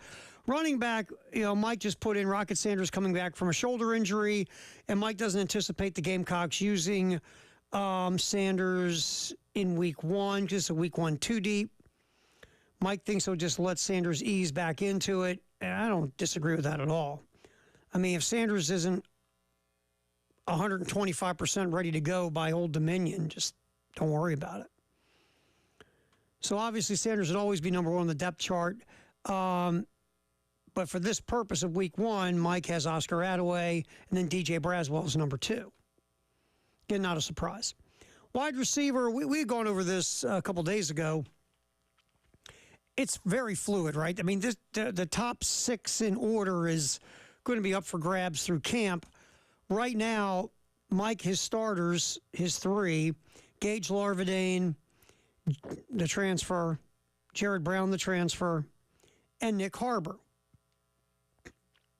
holding over from last year. And again, look, Harbor wasn't around for spring. He was doing the track thing. So he's got some catching up to do. The guys behind Harbor, like Delvon Campbell, that's going to be interesting. He's 6'4". If Harbor's still trying to get himself together, could Campbell pass Harbor? Sure. Luke Doty, I don't know if Luke Doty will be a starter, but Luke Doty's going to get some snaps at wide receiver, obviously. And then Tyshawn Russell, last year was playing toward the middle of the season, and his playing time kind of tailed off. But that's right now the six that Mike has in the wide receiver room. But there's another couple of guys we could talk about as well that could jump into the top six. Tight end Joshua Simon, Brady Hunt, the backup, doesn't surprise anyone. Makes total sense at tight end. The offensive line right now, Mike has Tree at tackle, Cason Henry at tackle, Kamar Bell at one guard, Trav Ball at the other, and Vershawn Lee at center. But keep your eye on Josiah Thompson and Torricelli Simpkins, Marquis Anderson, Ja'Kai Moore. They're all backups on the two deep. Mike's two deep. And again, that's another fluid one. You see a bunch of different guys move in and out of here. We'll see. Again, in a perfect world, Josiah Thompson, your five-star left tackle, doesn't start his freshman year. In a perfect world. He can sit, learn, develop, hit the weight room, get himself faster, more stronger, all those things. But that's the five that Mike has right now on the offensive line. Defensive tackle, Alex Huntley, TJ Sanders, Tonka Hemingway, DeAndre Jules, kind of like the rotation. Again, not a surprise to anyone of those four. And they'll all get their snaps. We talked about it. TJ Sanders, out of the four, is the most highly, rated when it comes to NFL scouts right now, with DeAndre Jules second. Tonka Hemingway's kind of a tweener, but Tonka Hemingway makes plays. Very athletic guy. And Alex Huntley does stuff that nobody really notices, but coaches. So that's kind of where it's at defensive tackle. The edge, again, there's no surprises here. Kyle Kennard transferred in from Georgia Tech, and Brian Thomas. Brian Thomas, you see it, right? We've seen it in the spring game the last couple of years. You see it every now and then pop during game days. He'll make a play or two here or there. And you're like, why can't that guy get more consistent? Got 2 years of eligibility left, but right now Mike has Brian Thomas there. The backups are very interesting. Dylan Stewart. Stewart could end up passing Thomas and taking the starting gig, but so could Des Yu. He's the number 2 along with Dylan Stewart on this depth chart, but those two guys have a ton of upside and potential. And they could also get their share of snaps in a rotation. A lot of depth up front of guys who have been productive. That's the thing you like here. Same thing with linebacker. Last year you're playing 2 or 3 guys. This year you got a bevy of dudes. Mike has Debo Williams and Bam Martin Scott as the starters. And it depends on the lineup, right? If you're going 3-3-5, you add another linebacker. This is like with the 4-2-5 setup. behind Debo and Bam Martin Scott, you got Demetrius Knight and Bengali Kamara, who are going to get their share of snaps. There's no doubt. You can see these four guys rotating in whatever alignment it is. The nickel has Jalen Kilgore, to no one's surprise, and David Spalding backing him up, but Spalding just can't stay healthy. This is Spalding's 6th year. This is it for David Spalding. It'd be great if you could add some quality depth behind Kilgore. And the cornerback position we talked about, O'Donnell Fortune is locked in. Judge Collier right now seems to be the guy. But Vakari Swain is right on his heels. And Jalewis Solomon, who's coming in after having a heck of a high school career. Safety, again, no shock. Nick Amenwari, DQ Smith. With the Kilgore family backing him up. Jalen and Jared. So that's kind of Mike's depth chart with South Carolina. Not a whole lot of surprises there, but that is a depth chart that Mike came up with, a little early one, as we're still away from SEC Media Days and summer camp and everything of that nature, but a little something to yap about during talking season. As we do football here in the 1 o'clock hour, sponsored by Atlantic Windows and Doors. Terry Ford, Tyler Head here on the game. There's one thing, I didn't really get into this because, again, I'm not a gamer. It's just not my bag. But I know a ton of people are. I'm in the minority, matter of fact, I'll be quite honest. People I know, my friends, my buds, people that I are hanging around with, I'm in the minority that I don't do games in general. And if you look at the EA Sports thing, the one was interesting to me was the home field advantages. I thought was interesting, and I had a chance to get into this yet. But in this home field advantage scenario, and Tyler and those guys talked about it, when you look at the home field advantage scenarios in EA Sports, up and down this list of 25, most of them, are good programs. Sure. I mean, obviously, Bam and LSU and Ohio State and Georgia and Penn State. We don't talk about Wisconsin has been a very good to good program for a long time. Do you know in the college football playoff era, Wisconsin's the winningest program to not make the college football playoffs? Yes. They're perennially a 9 to 10 win team every single year. Wisconsin's a good program. Camp Randall's fun. Jump around's cool. The fifth quarter where the band plays and everybody's drunk is a lot of fun. But Camp Randall's a good time, and Wisconsin's a good program. Oklahoma, Florida State. Florida, until recently, has been really good. Oregon, Autzen Stadium is a thing, man. Mm-hmm. Clemson, Tennessee is winning now. Yes. Auburn's won. Auburn's kooky. They'll go through stretches where they're really good, then they take it out of their own way. But, man, Jordan Hare just has that voodoo magic. Yes. You have South Carolina, the big house in Ann Arbor. When Metallica pops in Blacksburg. Oh, yeah. I'm going to tell you now, that's goosebump stuff. That is on, it's a crazy how many, bucket list that shows up on for, sports people. I want to go see Enter Sandman in Blacksburg. Tell you, it is cool. Yeah. Virginia Tech is a thing. Then you have at Utah, again, Utah's a winning program, Texas, Iowa, Notre Dame, Michigan State. I mean, they were winning for a while here till lately. Mm-hmm. Arkansas, I mean. Maybe not Arkansas. Arkansas should be so much better. They should be. That's another conversation for another day, but yeah. Arkansas should be so much better. And they used to be really good. Yeah. I will disagree. I've been to Boise State football games. That's not a home field advantage. Okay. I'm just going to tell you now. Only if they're playing a big opponent. When they're playing in conference, good seats available. And then Mississippi State, they've had their moments. It's the Cowbells. It's the Cowbells. What I'm trying to say is South Carolina is the only school in the top 15. Look, to be fair, if you look at the top 15, South Carolina probably has the least amount of success when you look at win percentage. Yes. So people getting upset, look, I get it. Look, I've been over there for it's phenomenal, especially at night is fantastic. Sure. But most of these are programs that have winning lineage for a long period of time. So to be included in that for a home field advantage is pretty cool. Yeah, no, that's certainly a badge of honor. By the way, Sandstorm and the Towels are going to be in the game too. And it should be. Yeah. When Sandstorm's cooking, those towels are going, the dudes on the sidelines are dancing, things are rocking. The hype at Williams-Brice is some of the best. For sure. So I get people getting a little upset, but you're being included with a lot of programs that have been good for a long time. All right, we'll come back in your Firehouse Sub Text the hour, 803-404-6100 halftime show. Football in the 1 o'clock hour, sponsored by Atlantic Windows and Doors.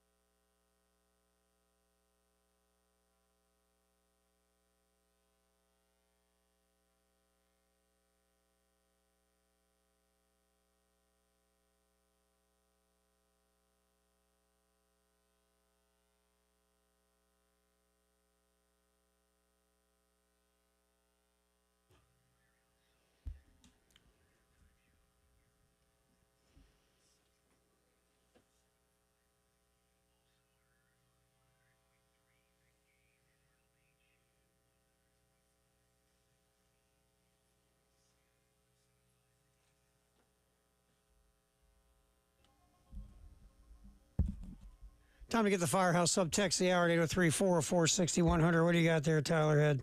Yeah, so you mentioned Boise State, and from your personal experience, that not being a home field advantage. Jeff weighs in and says the blue turf triggers migraines on me sometimes. Might be a small advantage in that. Because that's the thing, right? Like Boise, it's just the blue turf. Like that's what their calling card is, which it's very cool. I mean, you know, what Eastern Washington has the red turf, but for the most part, nobody really has anything all that different. I believe it was a couple years ago they made the rule where they couldn't wear all blue on the blue turf anymore, so they couldn't blend in. Because that was a thing. That was a thing, and it did give them an advantage at times. But I don't know about triggering migraines, but maybe that plays into it some kind of way. The thing here's the deal about the blue turf. One, there's a whole urban legend that birds fly into it. The bird goes, "Hey, look, water." Pfft. Not true. Okay. Because when I first got there, I said, "Tell me about this rumor," and they were like, "No, we hear it all the time. Doesn't happen." They're not cleaning birds off the turf all the time. Right. The blue turf is a thing. It's interesting, and a lot of guys. That was one of their during the Chris Peterson era. That was a recruiting tool because they made it like a thing of pride. Come play on the blue. Oh, I mean, yeah, set yourself apart from everybody else. And they had pros, man. That Kellen Moore team had some guys who went in the NFL. And Chris Peterson, extremely good coach. There's a reason he got the Washington job and why Washington was successful while he was there. Like, dude can coach and helped turn Boise State into what they became. And, you know, they've had some lulls in the years since, but they seem to be kind of climbing back to being in that realm once Chris again. Peterson was a hell of a football coach. Yeah. What he did at Boise State is impressive. But that game day, like they played, when I was there, they played Oregon State. When Oregon State was good, the kid Rogers was the running back. I think Mike Riley was the head coach. It was an early season game. And whenever Boise State got to play a team in the Power Conference, the fan base got lathered up because they wanted to show that program wanted to prove they belong. You know, they beat Georgia in in Atlanta. Watching, you know, because the Mountain West would play, or the WAC, whatever conference they were in at the time, would play like Thursday night conference games. You know, like ESPN 7 o'clock. You're going to watch Boise State play Nevada or something like that, and you have a great crowd, great atmosphere. But you know, it's the games that weren't featured on national television that weren't quite as intimidating. Yeah, that's the thing. When they were playing New Mexico State, wasn't a whole. Nobody got lathered up for those games. You know, San Jose State. Right. When they played a Power 5 school, and you very rarely could get a Power 5 school to come to Boise. Of course. Like, basically, what the Power 5 school would do, and people who follow college football will know this, and you'll know this, you set up the deal for the home and home, right? Right. And so the Power 5 school gets you to come to their house. Then they say, how about we write you a large check so we don't have to show up? Right. And that's kind of the game Boise State got into. But yeah, Boise State, I mean, they traveled to D.C. to play Virginia Tech and beat Virginia Tech. They traveled pretty much to Atlanta on the road, and they beat Georgia before Georgia became what Georgia is today. Yep. So that was a thing for a while. And when they played a Power 5 school, that was a great home field advantage for that. But I'm saying consistently home game after home game after home game, especially because Boise State back then was just waxing folks in the Western Athletic Conference. Well, I mean, God, they were putting up 70 points a game. I mean, they were just crushing souls. So the place isn't that big. I think they've expanded it, but it was like 35,000 people in that stadium at the time. So it wasn't a consistent, lathered up fan base. Let me ask you this: bigger home field advantage, the blue turf or the Kibbe Dome? Which, by the way, because Idaho has gone back to being an FCS school, we don't get the Kibbe Dome in this new game, and I'm very sad about that. I'm gonna say this real quick, and we're deep diving off the track. We went and did our afternoon because I did afternoons, and we took the show. Boise State and Idaho were playing, and Idaho is barely hanging on as a program, and before they fell to FCS. Sure. And Boise State's at the height of Boise State. They're killing Idaho, right? Yeah. I mean, the Boise State cheerleaders can beat Idaho. And so we go, and I've never been to the Kibbe Dome. I walk in the Kibbe Dome, and I'm like, seriously? Really? This is my high school gym. Yeah, it's a glorified gym. There are water fountains on the walls, like your high school gym. Yeah. The Kibbe Dome for football... They got the rope hanging from the ceiling. Yeah, so you're climbing up. You're in the Presidential Physical Fitness Award. They put that little partition down in the middle so you could have two sides. A little bell at the top. Basketball courts are coming. Yeah. Basically, also, we found this out, that the Kibbe Dome for football, for basketball becomes their basketball arena. Just like what the Carrier Dome with Syracuse is, only just a little different. a little 5 times bigger. But the Kibbe Dome was hilarious. Oh, so good. Kibbe Dome was classic. Classic. All right, thanks for the text, 803-446-100. We appreciate it. We got stories in what's trending at 2. We're going to get back to nepotism in the world of life. Forget sports, just life in general. Also, Kyle Filipowski, Antonio Brown. We got stories in what's trending at 2 coming up here on the game.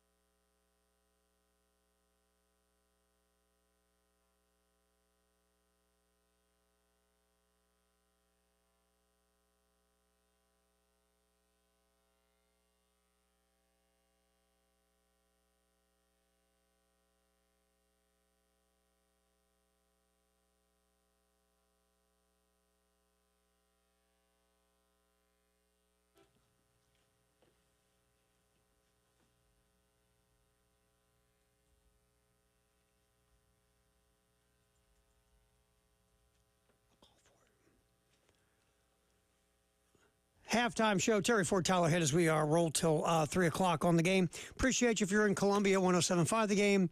At our affiliate in Florence, 100.5 the game, or in Myrtle Beach, 100.3 the game.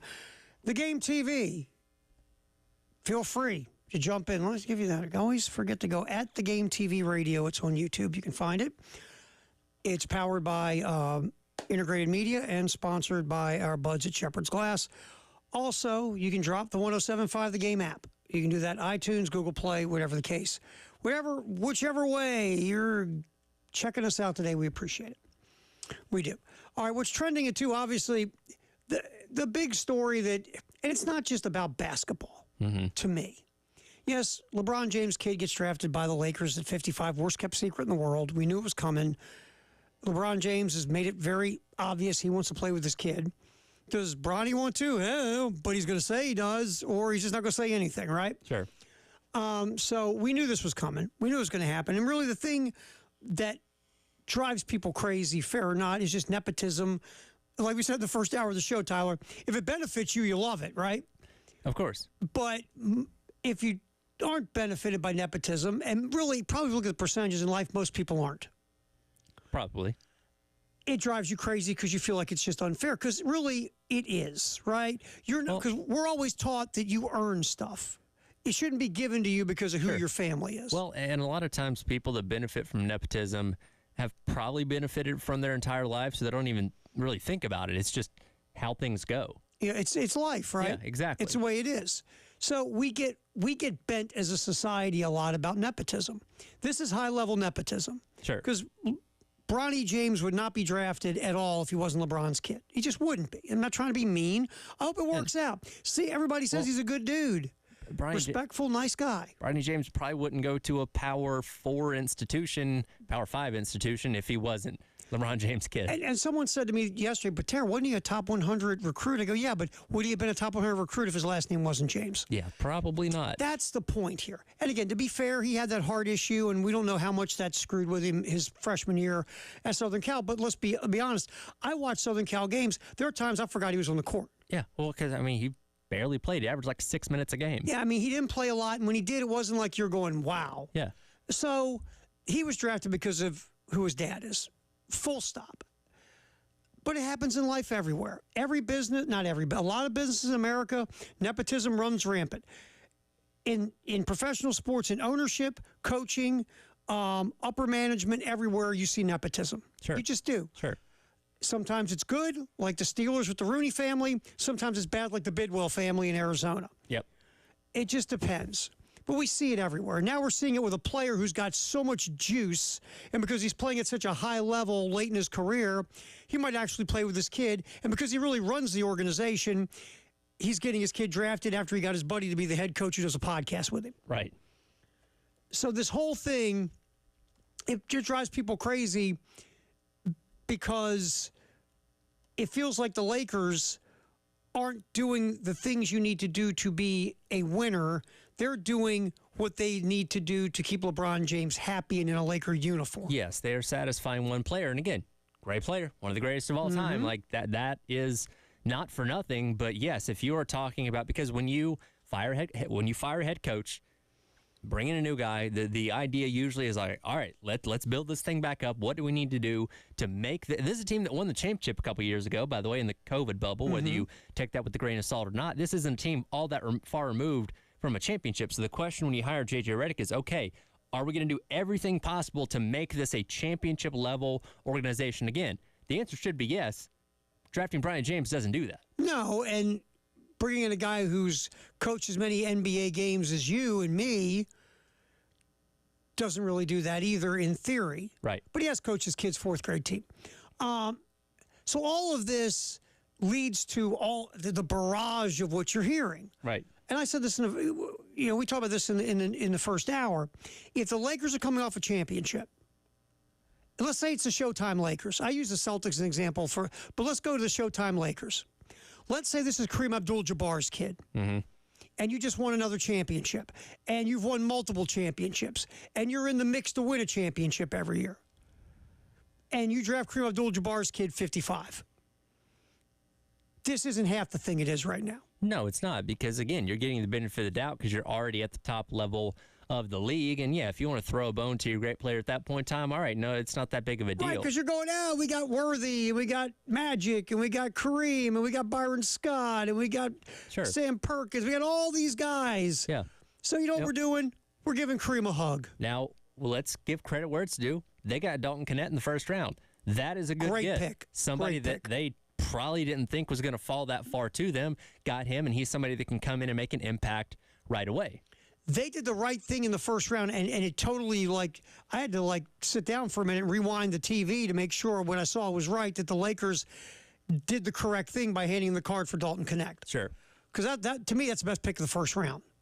But then you go to the second round, you do what you do, and we went over this before. The 55th pick in the draft typically doesn't matter anyway. It just doesn't. We went over the last 10 years. One guy is a significant rotation piece in Oklahoma City, and that's Aaron Wiggins. Right. And the part that we're glossing over here, this is cool for the James family. Sure it is. This is cool from the standpoint that a father and his son are going to get the opportunity to play on the same team together in a professional basketball league. That is neat, and that is something that they're going to be able to cherish forever. I just saw the video LeBron took on Instagram or whatever of the moment of him being drafted. This is a cool family moment, and that is all fine and good. But when we're talking about the actual good of the organization that they're playing for, this does not benefit them. No, righty. Okay, fans, what do you think fans care more about? Winning championships or cuddly family moments? Winning championships. Yes. Especially if you're the Lakers, because they have a lineage and a history of doing this. Again, if they're, I don't know, this is the Utah Jazz, which we'll get to them in a minute. This is the Utah Jazz. I don't know if there's as much of an uproar. Right. But when you're talking about the Lakers, the premier team in one of the biggest media markets in the country, this stirs up some controversy. Yes, and there's so many different angles here. There's the James family, like you said, which is great, thumbs up, beautiful family moment, and this is just this is something that they'll never forget, right? Sure. So that's wonderful.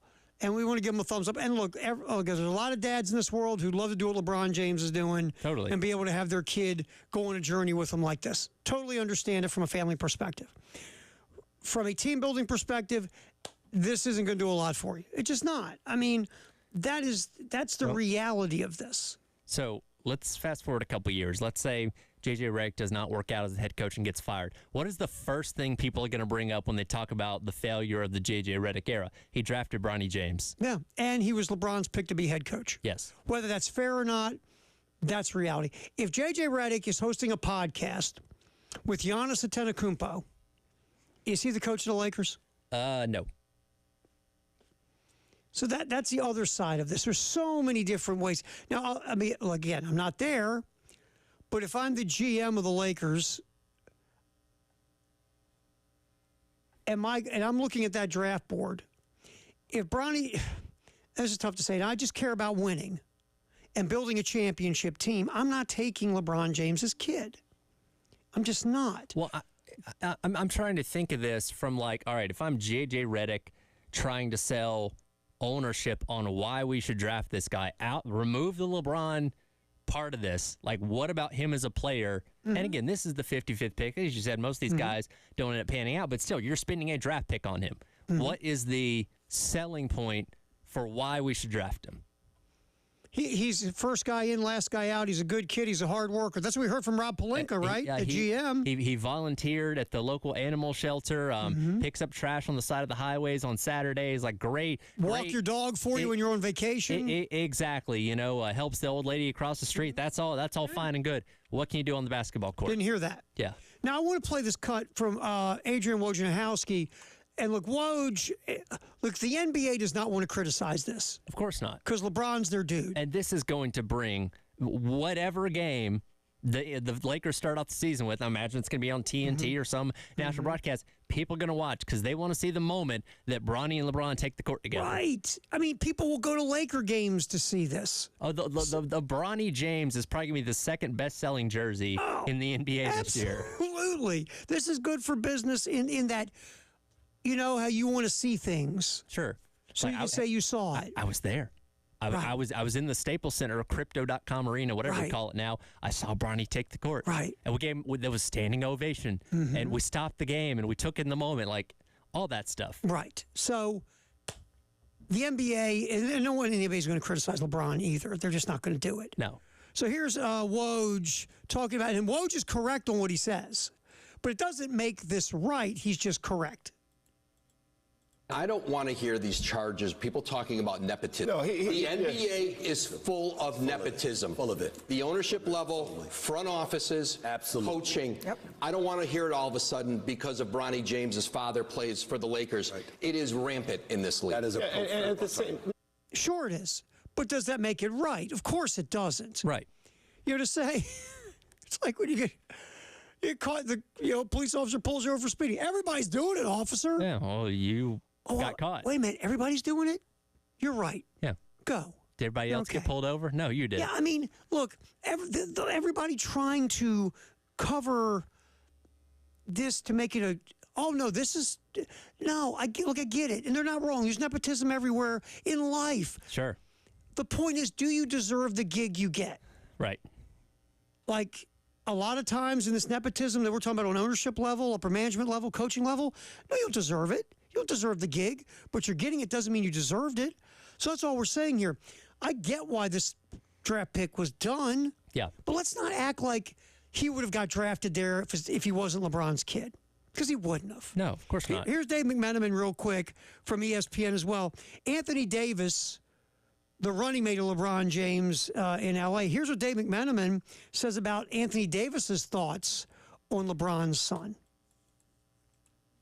I spoke to Anthony Davis this morning, and I brought up Bronny James. He said, listen, I wouldn't be mad at the team if we took him, if he was still available at 55, and see where it goes from there. AD told me that he got to watch Bronny work out several times in the pre-draft process, and he watched the way he played alongside a big man. And AD told me he was, quote, really impressed with the way he was able to break down the defense, get into the teeth of it, and then be able to set up his teammates for success. So certainly it's a name we got to be watching. We'll just see, like the Lakers are waiting to see if his name will still be available when we get to number 55. And he All of was. those reasons, and of course the fact that his dad also plays for the Lakers, I'm sure would be great as well. Thank you so much, Dave. I had to include the last Yeah, part. that was good. That was good. What's Anthony Davis going to say? AD told me he watched Bronny, and that's not an NBA player. Hey, LeBron, your kid sucks. Right. Come on. It's ridiculous. Which the part, hoping he's going to be available, I know. come on. I know. Hey, good luck to him. I hope he develops. I hope he's an NBA guy and everything works out well and everybody lives happily ever after. I hope it works out because everybody says he's a good dude. Sure. I hope it works out for him. Yeah, and you know, LeBron can be a narcissist certainly, but Mm-hmm. you know, one of the greatest players of all time, and this is a cool moment for the family and all that kind of stuff. That's great. And again, maybe we're wrong, and maybe he'll prove us wrong. Yeah, I hope he does. The That'd be optics great. as of right now are not great. No. So we'll see where it goes. We'll get back in here. What's trending at 2, sponsored by Traditions Fine Jewelry and Gamecock Traditions. This Kyle Filipowski story. Duke big man fell to the second round, was picked very early in the second round, but fell into the second round.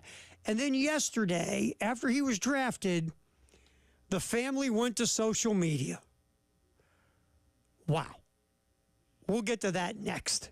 Halftime show, Terry Ford, Tyler Head, till 3 on the game.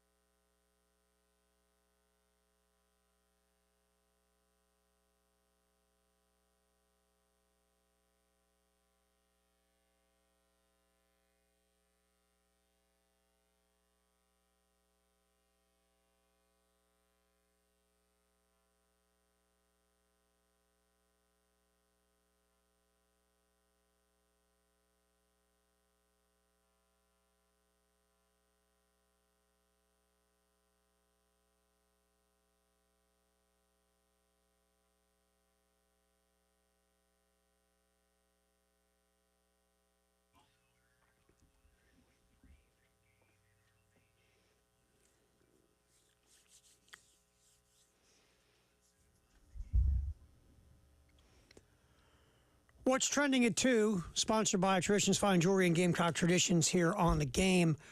Terry Ford Tyler had this story is, like my kid would say, whacked, right? It's one of those that if without context you might not believe it Yeah. type of thing. And I started seeing this yesterday after the draft, like in the evening. Yeah. And I just saw it on Twitter, and I'm like, okay, somebody's being a goof because this can't be true. Sure.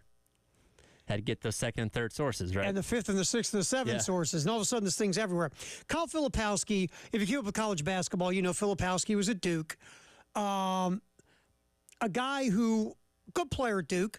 A lot of people thought he would be a dude that would get picked somewhere between 15 and 30 in the first round of the NBA draft. Right. Well, he didn't get picked in the first round.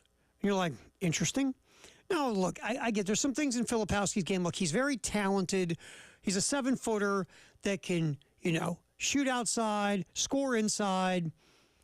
He's not the most physical cat in the world. Right. Not the greatest defender, but he has a very interesting skill set. Yes. But he hasn't played to the level of the skill set. Does that sound fair? Correct. But he has a NBA skill set offensively. So him falling into the second round was like, that's interesting. Then you start hearing some things. And this starts with the family of Kyle Filipowski. Yep. They hit social media yesterday at some point talking about their son or their sibling hasn't spoken to them in, 2 years, I believe, Tyler. Yeah, I think actually 3 years ago, Okay. according to his mom, Becky Filipowski. And the reason is Kyle is engaged to a young lady named Caitlin Hutchinson. Mm-hmm. She's Mormon. And pretty good to look at. Fair. Just saying. And Kyle Filipowski, that's his fiance. Yes. Now, she is, 4 years older than him, right? Older than that, I Or think. 5 years older. She's graduated in 18 from college. Around 7 to 8 years older, somewhere in that range. Wow, so she's a lot older So than for Kyle. perspective, it looks like she graduated high school in May of 2015. Okay, so 2015, she graduated college. Was it 18? 18, 19, yeah, 18, around somewhere 18. around there. So we're looking at she's someone who's about 26. significantly older than him. Yes. And he's like 19 or 20. yes. A lot older than him. Now, according to the family, he wrote the family a goodbye email 3 years ago, right? And for reference, they started dating when he was 16, Right. so a minor. So she's not a minor, dating a minor. Yes. When Kyle gets out of high school, I believe it was, or his senior year of high school, he writes a goodbye letter to the family. Not a letter, an email. An email. Yes. Basically, he's going to become Mormon Right. because his fiance, who was his girlfriend at the time, is Mormon. Right. So Kyle is saying goodbye to the family because I think the family is not agreeing with what's going on with the way older girlfriend. Sure. And they have concerns of what's going on with Kyle and this girl. So there are people on the internet and social media. The term for this is grooming. Right. And the Filipowski family looks at it like Caitlin Hutchinson was grooming their son to move into the Mormon religion with her. Mm-hmm. There's speculation because Kyle looks like there's going to be a lot of dollar signs for Kyle Filipowski. Yes. And he was identified early on in high school as a guy that might be in the NBA making a lot of money. Right. So you're saying, what does that have to do with him falling in the draft? Well, according to other NBA folks, once this came out, there's NBA people saying, and this comes from, I think, Johnny Giovanni from ESPN, NBA teams are talking about the fact that they had questions with Filipowski about his girlfriend being so much older than him and why he was estranged from his family because of the whole situation. Very, very odd. And Filipowski's answers were odd. His reactions were odd. Almost as if, I want to say hiding something. Yes. But he was not fully on board, I guess is the best way to Yeah. describe it. And so, should this knock him down the draft board? In theory, no. But if you don't follow the draft, the process of the draft, They vet these guys to the nth degree because they want to make sure everything going on up here in their head is okay. how many times have a team drafted a guy only to find out, whoa, we wish we would have known that? Yes. I've always told the story of the wide receiver James Blackman from Oklahoma State, who ended up in Jacksonville as a first-round pick and drank his way out of the league pretty much. Yeah. Tampa Bay, Mark Dominic, the former GM in Tampa, told a great story about this, that they actually were very interested in Blackman. And they hired a private detective to go to Stillwater to see what his life was like and to talk to people about him. Which a lot of teams do this. Yes, a lot of teams do it. And they found out that Mr. Blackman frequented a bar in Stillwater a lot. And the more they found out this could be an issue, and Tampa did not draft him. Sure. They moved him off the board. So this happens a lot. Yeah. This is not just one situation. Because let's think about this. You're playing at the highest level of basketball in the entire world. You have to be as completely efficient as possible. Got to have your mind focused on things. If there's anything that could be distracting from what you're doing on the court, it could be detrimental to your career. You can be, playing at 80% in college. If you're physically gifted enough, you can still get away with that. But when you're playing against the best of the best, even those couple of percent differences in your focus and your ability can be the difference between being good and being bad. I know for a fact that I'm talking to people in my life who are part of this whole process we're talking about. I've heard stories of one of the reasons they bring you in for a visit. Let's go focus on the NFL really quick. One of the reasons they bring you in for a visit is they're watching you. Yes. They're watching everything you do from the minute you walk into there, from the minute you park. It's a psychiatric evaluation, essentially. And there have been players that have shown up at their visits and have brought people with them. Mm-hmm. And the teams go, oh, my God, we can't draft this guy. You see the crew he's got with him? Yep. Whether it's family, hangers-on, entourage, whatever you want to call it. Yeah. There are teams that will not draft a guy once they see all that mess. Yeah, it's like, Dad was trying to interject himself into the conversation. Something's going on here. Yeah, they smell the opportunist and all this other stuff around them. And going back to Filipowski, the reason why this is a thing is this guy's personal life a disaster? Is this a train wreck? Or then look, this is not a popular thing to say. Sometimes, and teams will say, whoa, you are too something. You're too religious. Yeah. Are you going to give us 100% or 120% of the effort we need from you mentally, emotionally, and physically to be the player you can be? Or are you invested with religion? Or there are players who are artists and they're really into their art, away from the game. Yeah. And there will be teams that go, whoa. Yeah. Wait a minute. If they sense something that's going to take your focus away from the game, because their job is to make the basketball team as good as possible to chase championships. And if they think there's something significant that's going to take your time and attention away from playing basketball, they may not want to draft you. Especially if you're a first round pick that's in the bottom part of the first round, don't give them a reason to push you out of the first round. Sure. Now, again, for me, would I draft Filipowski if I was sitting at 30 or 29 or 28? Yes, I would have. Unless this is so much worse than we even know. Right. Right? But I get this, because when you got a guy who's got some stuff to where you're maybe questioning if you draft him late in the first round, these are the kind of things that don't help. Right. And this story's crazy. And the fact the family, here's the other part too. The family went on social media. Yeah. It's like there's more to this. Wow. Yeah. I mean, they took the dirty laundry, bro, and they laid it all out in the front yard. Right. So, again, that's another part. What's up with look, we're talking about the fiance, girlfriend, and all that. What about the family now? Right. So this whole thing is and their teams are probably going like this, no thanks. Yeah. Not going to take that risk. So maybe they got some sniff on the family, because the family didn't go social media till after the draft. Sure. Or maybe they got a sniff on the family. Maybe there's something else on the family side that scared them as well. Right. So you got the way too old fiance, you got this religious piece, you got the weird answers from Filipowski, and then you got his family. Maybe that was enough for people to go, I'll pass. But guess which team picked Kyle Filipowski? Utah Jazz. Interesting. What a crazy story. Anyway, that's what's trending at 2. Sponsored by Gamecock Traditions and Traditions Fine Jewelry. We will get back in here. It is June 28th, Tyler. What is that? Be the greatest day in the history of the world. Coming up here on the Halftime Show on The Game.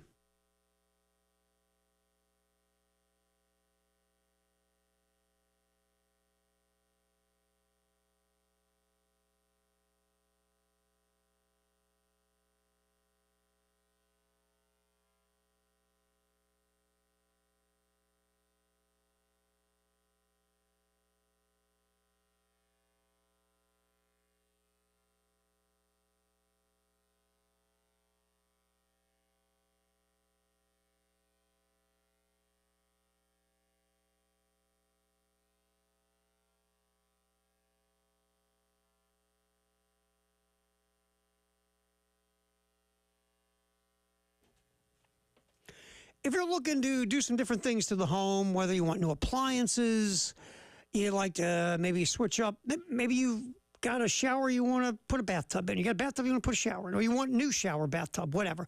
New fixtures, new lighting. You want to deal with some plumbing. You just call the Nest at 803-978-2025. Look, you want experienced people to mess with your home because your home matters. You don't want your neighbor's cousin's next door neighbor's bud who worked on his bathroom 2 years ago to come in and do things in your home. Your home matters. Call the Nest. Over 70 years of experience at the Nest. You call, you set up an appointment, you go in with what your goals and dreams and vision is for your home. The Nest will walk you around the showroom. The experts will tell you what they can do for you and do it within your budget. Again, the Nest, Gadsden Street, 803-978-2025. Give them a call.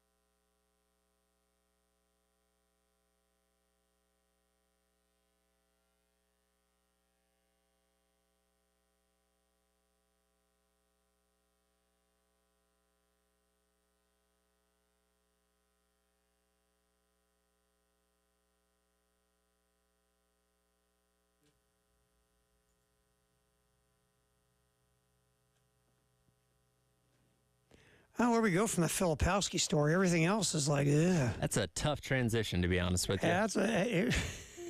It's just that one's something. Oh, man. Didn't even get to the Antonio Brown story. I must have missed. We'll get to the greatest day in the history of the world. Sponsor 1-800-GOT-JUNK in a minute. I knew Antonio Brown was bankrupt, right? Sure. I saw that. But you know what story I missed? And I'm like, how did I miss this? The whole thing with the Arena Football League? Oh, you didn't hear about that? Well, Because that was like last year, I think. well, he pulled a gun on some of his players, or threatened to pull a gun on them.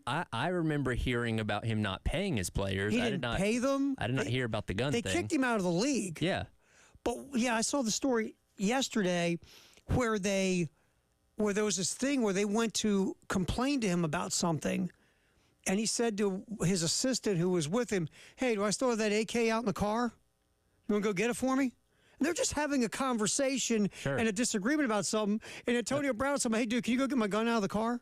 Now, if he really had one, who knows? But the eventual examination of his brain one day, they're going to write novels about it. remember that? What was that movie? Old school movie, Inner Space. I think it was Dennis Quaid and Martin Short, I think it was, and they went into some guy's brain. They flew a little thing. They had to go inside someone's head. Uh-huh. I think the name of the movie was Inner Space. Could you see them doing that for Antonio Brown? Oh, what they would find in there. That's a horror movie God and a help comedy us. all at the same time. If you needed a poster child for what the effects of CTE are, I would imagine you're looking at Antonio Brown. There's a combination of CTE and some serious issues, man. I mean, serious. But yeah, I saw this 1987 movie. I'm looking at Martin Short's filmography here. But yeah, it was a movie. I think I know it was Quaid. I can't remember for sure. Yeah, Martin Short. Martin Short, Quaid, Meg Ryan. Said 1989. 89. Yeah, I thought 1989. Big Picture, Fugitives. No, let's see. I got Dennis Quaid, Martin Short, Inner Meg Ryan. Space. Inner Inner Space. Space. Inner 1987 or 89? 87. Yeah. Yes. It was a movie. They flew into somebody's brain. Like Quaid was a pilot or something, and they had to fly in for whatever. I can't remember. That sounds like the Magic School Bus. But doing that to Antonio Brown would be interesting. But yeah, when I was reading the story about bankruptcy, it took me that story about when he owned the Arena League team, which took the story of him threatening to pull a gun on the guys. Yeah, I remember the story about him not wanting to pay the players and them kicking him out of the league. But I didn't They know kicked him out of the league because he wasn't paying his percentage of what every owner had to pay. Right, And he right. Here's my thing. Who brought him into the league? Whoever Who needed voted money. him in should be kicked out. Yeah, he probably promised a ton of money. But here's the thing. Ready? I'm gonna get up to say, let's bring Antonio Brown as an owner. Hey, let's bring in a guy in who never pays his bills. Let's not. It's just weird. Anyway, greatest day in the history of the world. Sponsored by 1-800-GOT-JUNK. This day last year, and New York Yankee pitcher Domingo Germán throws a perfect game, an 11-0 win over the A's. By the way, modern baseball, it was the first complete game of his career. Wow. As a starting pitcher. It's definitely a new age. This day in 2012, Kentucky becomes the first school to go 1-2 in the NBA draft. Anthony Davis gets taken 1 by New Orleans. And, of course, Charlotte being Charlotte, they take Michael Kidd-Gilchrist number 2. Don't think they had the same type of career path. Not at all. 2009, who became the youngest winner in the history of the NASCAR Sprint Cup Series? He won a rain-shortened event in New Hampshire at their motor speedway, 2009. Joey Logano. You are stupid good at this. So here's the funny thing. He actually blew a tire late in the race, which put him off strategy with the leaders, but through a pit cycle was in the lead when the caution came out, and it rained enough to where they had to end the race, and he just happened to be out in front. How funny is that? Yeah. So he kind of lucked into his first one. By the way, did you know he's a Hair Club for Men member? Yes. He's had a receding hairline for the past couple of years, and this past year, he shows up to the new season full head of hair.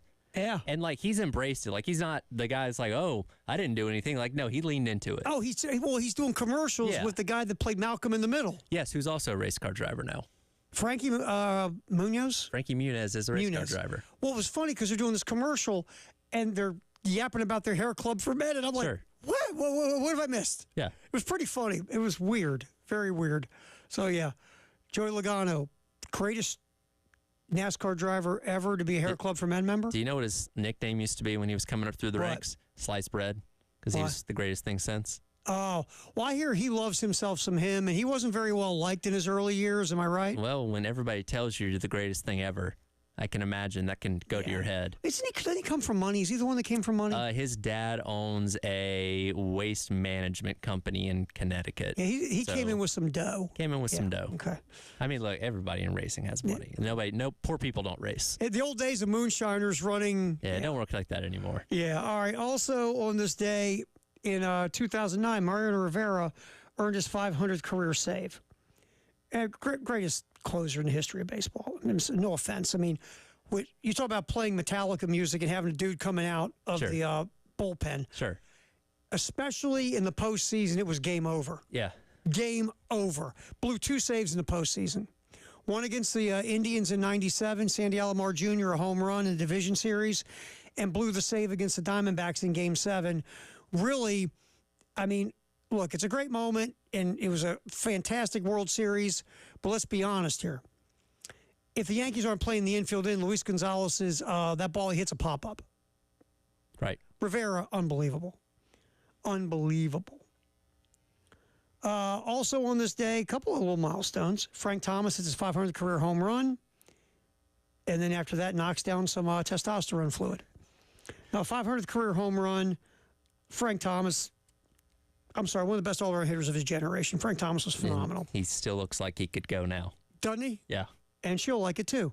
2007, Craig Biggio gets his 3,000th career hit in a win, an Astro win over the Rockies. Look, a lot of people will talk about Biggio. I don't know what Craig Biggio did or didn't do. I got no clue. There's nothing out there. He never tested dirty for anything, whatever. Biggio got 3,000 hits. That gets you in the Hall of Fame. Right.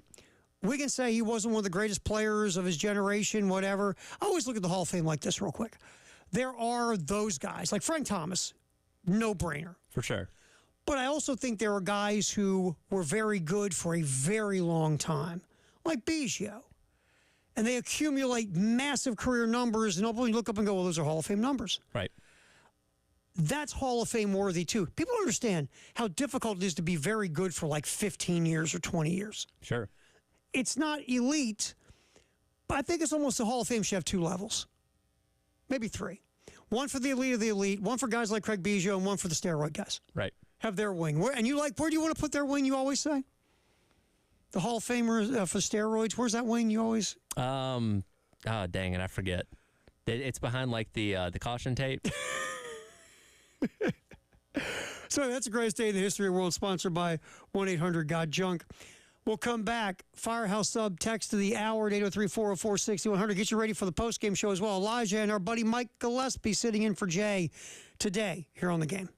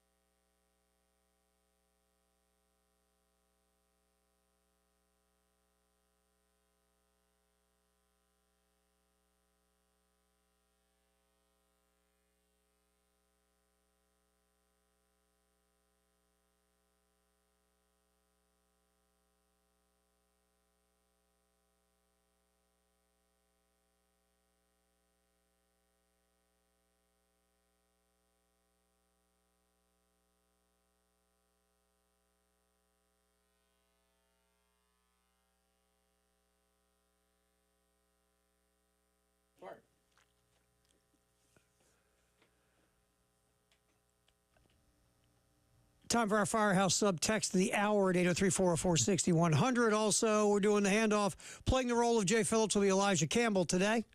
Hanging out with us, Tyler Head also here. Mike Gillespie's. We're sitting here talking burgers, man. We got a Checkers showing up around here. We got a Whataburger showing up around here. It's all good. Oh, I didn't know the Whataburger thing was a thing until you mentioned it this morning. And that's the best one. Well, I stumbled across. I was driving on the road there where they're putting it in, and I saw it's not ready yet. I almost wrecked the car. Wait, which road is this? I'm blanking. It's off there like in Irmo. I can't think of which road it is. Might have to check that out. But yeah, they're building it. Whataburger's the best. And then we also checked it on the internet because the internet never lies. Of course not. And there is a Whataburger coming in, so that's cool. I love me some Checkers. The Checkers is coming in around. That's Bush River Road. For the Checkers. Best fries, though, for doing best fast food fries, Checkers has to be high on your draft board. Well, they sell them in the stores, man. I bought them in the stores. It's not the same when you get them out of the oven, though. Air fry them. Air fry them. It'll change them. You guys and your air fryers. I'm going to have to get an air fryer. Hey, air fryer will change your life. Will I air fry everything? You will not want to use an oven ever again after using an air fryer. I promise. I rarely use the oven now. Exactly. If it's frozen, it's being made. Am I air frying like fish fillets and everything now? I air fry toast, okay? And yes, it makes it better. All right, Firehouse Sub. We're talking about burgers. We'll get to this in a minute. You got a little thing you guys are having fun with, you and Mike. But go ahead. What you got there on the text line? We talked about Boise State's blue turf. We talked about the Kibbe Dome. Nameless texter weighs in and says they have nothing on Holt Arena, which is the home of Idaho State. Go Bengals. I did not know Idaho State also plays in an indoor dome. Why is this such an Idaho thing?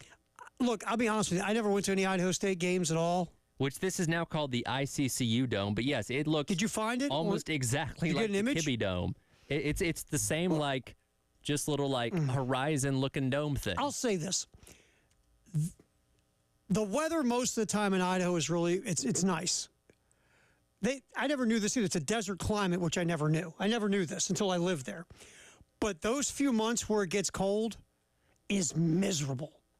I mean, it's that cold that rips through your insides. It gets down to your soul. Yeah, so I'm guessing they like the domes because, again, the cold rips.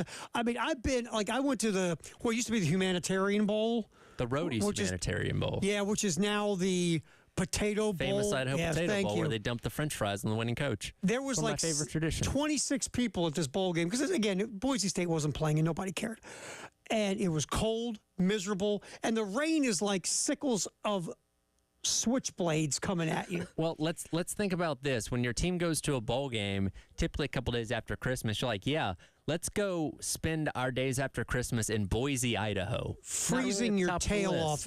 Because that's December, January, February, not the best weather months in Idaho. And aren't the same similar conferences, at least historically, that would have similar records get to go to play in the Hawaii Bowl? Because the Hawaii Bowl and the Humanitarian Bowl are separated by only a few days. Yeah. So you could have a worse record, get to play your bowl game in Hawaii, while you could have had a better season and you're ending yours in freezing rain. Let's think about what the structures of bowls were created to do. To give people a destination to go in the cold weather months to Southern California, to Florida, to New Orleans, to these places where the weather is typically nicer. Wait a minute. You're saying Detroit and Boise? Oh, we play a game in Yankee Stadium in Fenway Park now. It's 20 degrees and snowing sideways in those games.